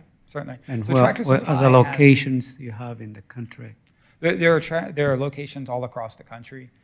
Tractor Supplies is kind of a mix between a hardware store. They also sell pet supplies. Some of their stores are heavily landscape focused. This store isn't intended to be landscape focused in that it's not providing mulch, it's not providing gravel. The outdoor area will be used for sales. They sell residential trailers, personal trailers, and they also expect that they may have riding lawnmowers, things like that are displayed in that area. But Tractor Supply sells kind of a wide variety of items, but is typically focused on clothing, hardware, and pet supplies. Why this? Well, first, what are the locations do you have in the metro Atlanta region? There are a number. Just off the top of my head, I know that there is recently one in Brazelton area, Loganville. There are, Marietta is a location that they've opened. Monroe. Yeah. Okay. Oh, is that one in Monroe? Monroe has one as well. This is a market that they are keen to enter. And as I mentioned, it is going to be a little bit different from their traditional stores. It's going to be maybe a bit more buttoned up, and some of their development people have called it kind of a flagship store for them. But it still will have, your traditional Tractor store offerings. And why this location? I have something. I think I'm the target customer. Okay. Because, I've actually, looked at the Marietta store and been like, how far away is that? I don't want to deal with the traffic. Taking care of our property and all that stuff, that's just stuff that my husband and I do. We just don't pay for it. And I am like the target customer. I mean, my husband's, we got a ride-on mower, we got all our own equipment. And I think that for a lot of folks that do that, Tractor Supply is one of the places that you look. It is a nationally known store, and they do sell, they sell the kind of clothing that you would need to go work in the yard, or dress like you worked in the yard, or if you need a part for something like that. That's one of the places that we would go and look. So, maybe Alpharetta is not full of people like me, but I think there's probably a number of us that would be actually seeking it out. And then that was part of my next question. Why this location? Why Alpharetta and why North Point Park? Across from the mall. Absolutely, and I think that's a great question. Alpharetta's demographics really kind of scream for this particular retail use. They like that it is a suburban market, and Tractor Supply has a reputation for being kind of a rural provider, but really their markets are suburban neighborhoods, and people, as Councilman Reeves mentioned, or Commissioner Reeves, sorry, mentioned, it is late. So you mentioned a scaled-down version. If you can elaborate on that a little bit, because I have a follow-up question for staff also. I'm sorry, can you repeat said that you question? may have a scaled-down version of the full-blown Tractor Supply. in which ways is it going to be different? So it's different in the goods that they're offering, that there's not the heavy emphasis on landscaping. So you won't see in this traffic report, and you have this in front of you, the back pages show some pictures of Tractor Supplies that exist in the area. So this is one in Cumming, Kennesaw. All of these stores, you'll see there is a heavy emphasis. There's a lot of outdoor storage of gardening materials. So this is mulch, dirt, gravel. That won't exist on this particular property. And so when I say it's kind of a buttoned up version of the store, it's because when we had discussions early on with the city, the discussion was this isn't going to work in the North Point Parkway area. And Tractor Supply looked at this area and said, we can make a store that does work and can offer goods that are attractive to the people in this area, but also doesn't have the kind of, I mean, to be blunt, it's a bit of an industrial look when you see the large yards with landscaping materials. Okay. Any other questions for the applicant? I'll have some follow-up questions for staff after. I have one. Hi. Is your client familiar with the North Point Livable Centers initiative and where it's trying to take that area compared to what it looks like now? We are. The issue that we have is we're limited to what's been developed on this particular property. We understand that there's really a call for walkability, and we've tried to engage that as much as we can with the limited opportunity that we have with this property. But it's a fairly small site, and it's a site that has a lot of topographical challenges. So what is there is all that really can be developed in this space. It has limited parking, is a very large building. Right. And so the opportunities for redevelopment on this parcel are pretty small. There was some discussion about targeting this for residential, but we only have 4 acres that we're working with, and a large section of those 4 acres are taken up with the greenway access area. You can see here. So probably about a half of that, a half an acre is taken up there. So really we have about 3.5 acres of developable space, and there's not many uses that we can make residentially or really any other retail use with those particular 3.5 spaces. If we had a grocery store that was interested, we couldn't park it. The parking requirements would be 3 or 4 times what we have. The traffic demands would be pretty substantial, and you'll notice we're right in, right out only in this area. So we'd have traffic concerns on North Point Parkway if we're trying to get people in and out of a grocery store. If we're looking at a restaurant space, or if we're looking at some kind of brewery or something along those spaces, again, we have the same parking issues and we have the same traffic issues. So we've got a space that really is kind of handcuffing us. We have seen the LCI, and we certainly want to engage the space. We recognize this is an important parcel, really, in Alpharetta, because it is connecting the Greenway to the North Point Parkway area. And for that reason, we really want to make sure that there is some connectivity. And so we've provided this landscaped area, and we recognize it's a small thing to offer, but I think it does do what limited things that we can do with a particular parcel. Just to share what I think I understand of the LCI initiative, because a lot of us here have participated in workshops and informational sessions on it. It's larger than just walkability. There is the prospect of possibly aggregating parcels into larger projects, recharacterizing the corridor. Certainly, there's been discussion about, as Mr. Woodman alluded to, some significant changes to North Point itself, a lane diet, and greater improved walkability, both along North Point Parkway and on taking some of the asphalt that exists now and converting that into mixed-use spaces as well.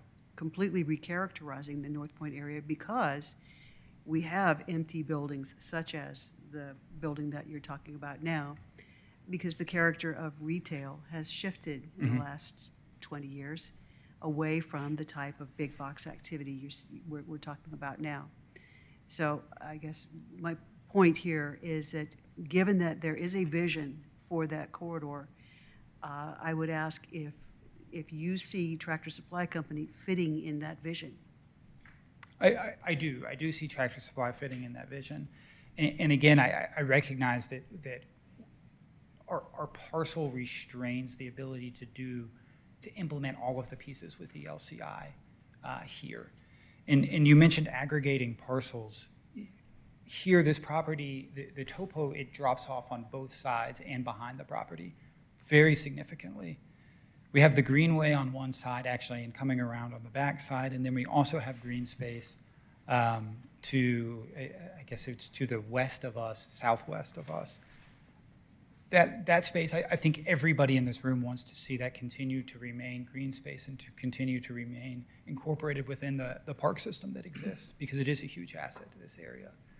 The problem is we only have 4 acres. We only really have 3 acres, 3.5 acres of developable space. And we can't redevelop this site for anything other than what it was already intended for. Thank you. Thank you. Any questions on the left side? All right. I have a question for Michael. I think we can ask this after public comment and rebuttal. If you have nothing else to add, I will open this for public comment. If anybody wants to comment, we have 2 at the back. Not in favor, not against. All right, open and shut public comment. Anything else you'd like to add before I turn these over to the board? Just thank you for your time and for spending a late evening with me. Thank you. Thank you for your presentation. I have a couple of questions for you,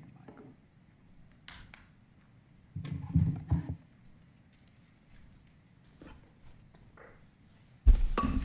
With all I'll call them constants, what is actually there in terms of the building size, relatively large, and the topographic constraints around this property. And I know about that topography. I've been to that greenway. I've been up that hill several times. What use would you envision this being other than demolishing, redeveloping this building? It's a 34,000 square foot building. So the primary use is listed in the master plan is office or freestanding retail, but we do have 2 different retail categories. We have retail establishment, and then we have retail establishment mixed sales, and that's the distinguishment between those 2. So that's what the master plan allows. The North Point overlay also calls out that property as a priority area for residential density. So it would be a request to rezone the property to allow a residential use. So you can even actually ask for residential within the existing zoning of the property. So it could be just a master plan amendment to allow a residential use on the property. But the fact that it is called, the specific property is called out as a priority area for residential, that is certainly appropriate use of the property. But office would also be, I know the office market is not very strong at the moment, but that's also another use that would be allowed. The master plan, one other use I did want to mention, it also allows theaters or entertainment type uses. And that is a use that we have would like to attract to the North Point area as well. Okay. And I was just thinking in terms of redevelopment of that particular area, other than demolishing it and then coming up with a completely different use, how best the existing building can be used and made compatible with what the LCI specifies. Right? Certainly residential would require redevelopment, but I think there are some entertainment type uses that you could potentially do within the existing space. Okay. And with respect to their buttoning up of the uses to try to accommodate that to not be something that's compatible with the LCI is what I'm hearing you say, no matter what they do. Yeah, so the proposed use, we do not believe that it would be compatible. It would be go against the recommendation of the LCI that's looking for that better balance between the national retailers and the local boutiques. Okay, those are my questions. Mm-hmm. Yes. So the balance that you're talking about is that's a subjective balance, right? Because right now, there's a lot of big boxes there. In fact, there's a big box on this property. And I don't know how you could develop, I think the reason that no residential has come forward is topographically, it's not ideal, and everybody knows that. And I don't think we want a really large impact on the Greenway and any of our watershed in that area. So I think we want to be cautious about, you know, willy-nilly looking at something that, you know, would demolish that and potentially put something much denser. I can't imagine a residential. If a residential were to be there, wouldn't it need to have substantial density to make it economically viable? I can't really speak to whether the development would be economically viable or how much density they would need. I don't know anything about the cost of the land or anything like that in order to determine that. But we do think that it would be an ideal location. That property is adjacent to the Greenway. If you have a residential there, residential does like to be near multi-use paths, as we heard in a previous application. So we do think that, and that was the vision when we came up with that priority map for the overlay, that residential would be. But there's a lot of areas, right? I mean, there's a lot of aspirational residential areas. So there are really a lot of aspirational residential areas. And at least from what I've seen in looking at what's been going on, it's the live, work, play is mostly what people want to develop. And I have a hard time seeing how you could do that on this 4-acre site. I understand it's next to the Greenway, and like I get that maybe not everybody in Alpharetta is like a tractor supply aficionado, but I actually think I think this would bring a different customer to the North Point area. And I think about the businesses that are still there in North Point, and you're like, well, you want to bring a new person in. You want to bring a new person in and say, gosh, maybe they're going to go get something here, and then maybe they'll also stop at Macy's or Target or something like that. So I see that as a plus. And I see that as we have an empty big box, and we've got somebody who wants to fill it. And they seem happy to be coming to Alpharetta, and they have successful locations in the metro area. So for me, it looks pretty positive. Mr. Chair. So I just wanted to share my take. As I think about the Planning Commission, you know, I think most of the decisions we make are very long-term decisions. I mean, they have impacts 25, 50, 75 plus years from now. And so for that reason, with all due respect, I'm not too concerned about filling this empty building on North Point Parkway. It's just not my, if we were in, and I won't mention the towns, but in a lot of other towns around the south, we may have that concern. I'm not concerned about that in Alpharetta.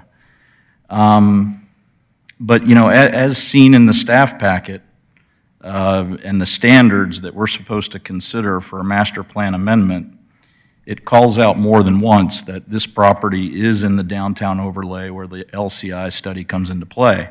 And the vision, I mean, like I said, a lot of considerations. Filling empty buildings is part of it, but it's only a portion of a potential consideration. The vision, though, and the planning and the studies call for a walkable live, work, play district in that exact area with a balanced mix of uses, a priority area for residential density. I don't have any proof that residential can't be built there. I know there's a hill, but I don't have any data to rule that use out. And I do think it would, consistent with what Commissioner Manley said, it would further the imbalance between big brand retailers and small boutique shops. And so for that reason, I can't support this. Michael, I have a procedural question. When there is both a master plan and an LCI in place for a specific area, when we're considering zoning, Which takes precedence?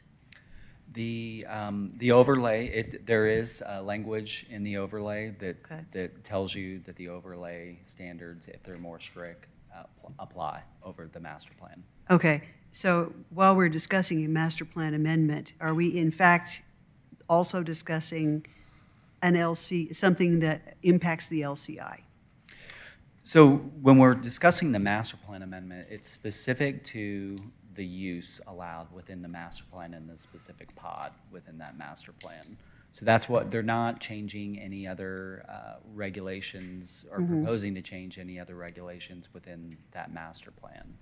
We also have the LCI, which is a redevelopment planning, long-range planning document that, when approved, was incorporated into the comprehensive plan, and it is a guide that we use in order to redevelop the North Point area.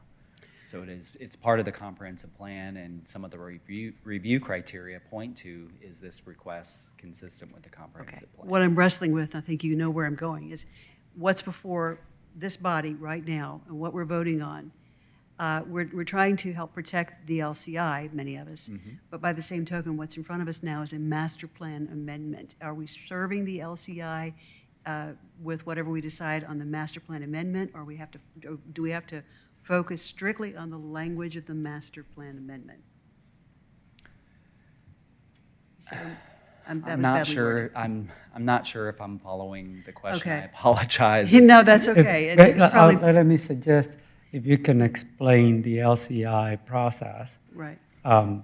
Then you can tie it back to the question that. Yeah. Sure.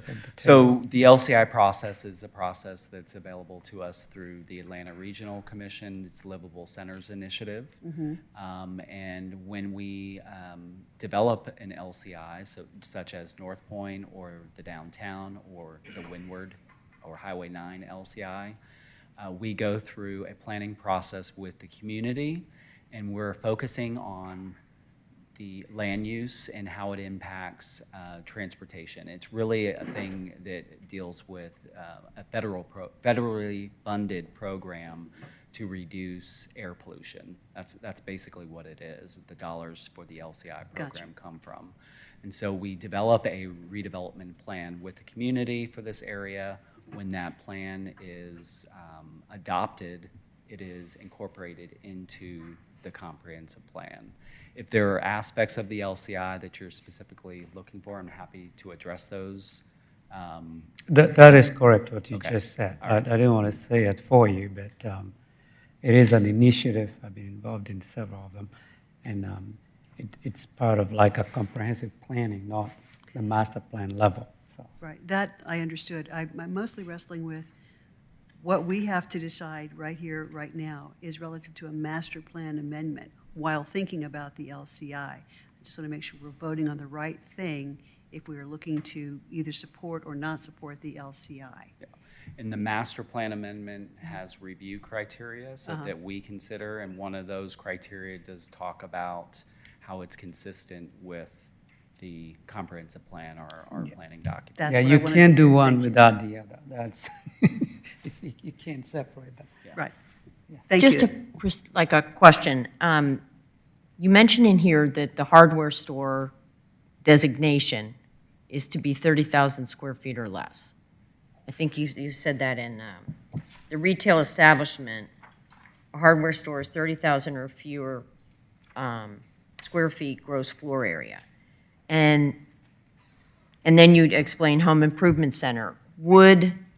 Is the size of the building the problem that is necessitating the application, or is it our definition of the use? So there's a couple things going on. So when we receive an application, we determine what the use is, especially if it's a master plan amendment where they're needing to add the use to the master plan, it's not already allowed. We'll look at that use. And so we looked at retail establishment, we looked at retail establishment mixed sales, and then we also looked at the hardware store and home improvement center, because this use was initially presented to us as a hardware store or home improvement center. So after reviewing all those definitions, we determined the use that most closely, that this business most closely fit into was retail establishment mixed sales. We read through these definitions that did not feel that they met the hardware store or home improvement center. I don't think that, you know, the size of the building that it is today, I don't think that that really plays into our recommendation here so much as the LCI that recommends this balance between national retailers and local boutiques. Also, we have a North Point overlay that is trying to add rooftops to the North Point area to create a live, work, play environment. And so this property is shown as a potential priority area for residential development. So really mainly because of those two things are the reason why we are not supporting the application. We met with Tractor Supply before they even submitted the application to them, and we would welcome them into the community. We think they're a great business. And in fact, we provided other locations throughout the city that we thought that the use could fit into, where they were allowed by right or where the use would make sense by right or through approval of a conditional use.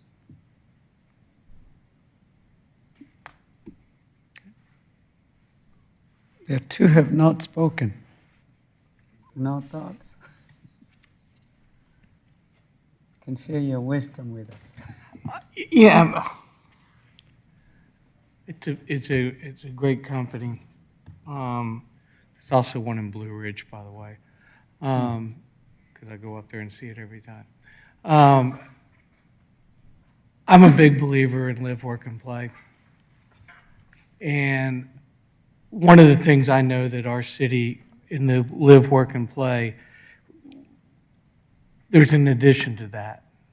And when we started the saying live, work, and play here in Alpharetta years ago, it was live, work, play, and stay. And what we meant is that when we came up with the stay part was that we wanted our children, when they grew up, to come back and live here. Today, we don't have that housing in Alpharetta. When the average price is north of $700,000-$800,000, your kid can come out of tech making $150,000 and can't qualify to live in the city that they grew up in.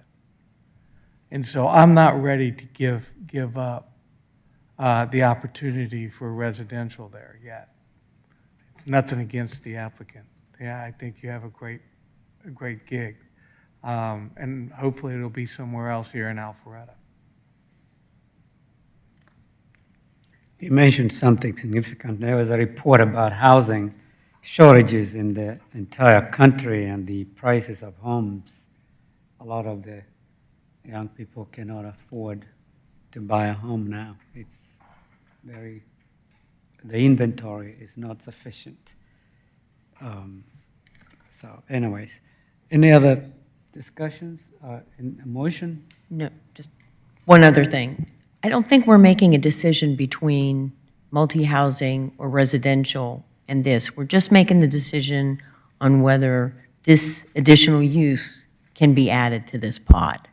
That's literally what we're making a decision on. So I think everybody appreciates the cost of housing across the country, and we all have kids in around the same age, I think. But that's not this discussion. That we're just looking about adding an additional use to this pod. And that is correct. In the packet, there's master plan amendment considerations and standards A through I. And I can't count them all, but the first three reference the North Point overlay and the planning studies and becoming a walkable live-work district and a priority for residential development. So I think, as Michael said in his presentation and in his most recent comments, that those planning studies and how they tie into the master plan are able to be considered, unless I'm misunderstanding. All those discussions are part and parcel of the decision-making process. So I said you cannot separate one from the other when you make this decision. Or recommendation, sorry.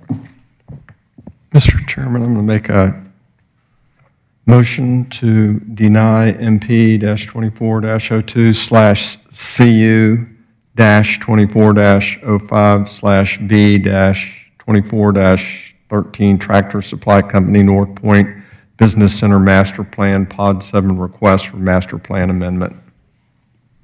Second. Motion has been made and properly seconded. Any further discussions? No further discussions. All in favor of the motion, please raise your right hand. Motion carries.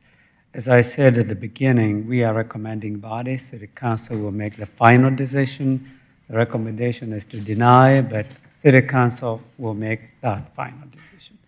Thank you for your presentation. Is there any other item for discussion by the board? Hearing none, the meeting is adjourned.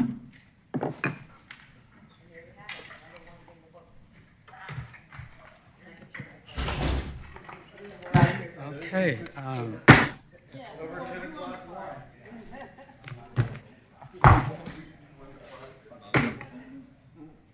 I know the.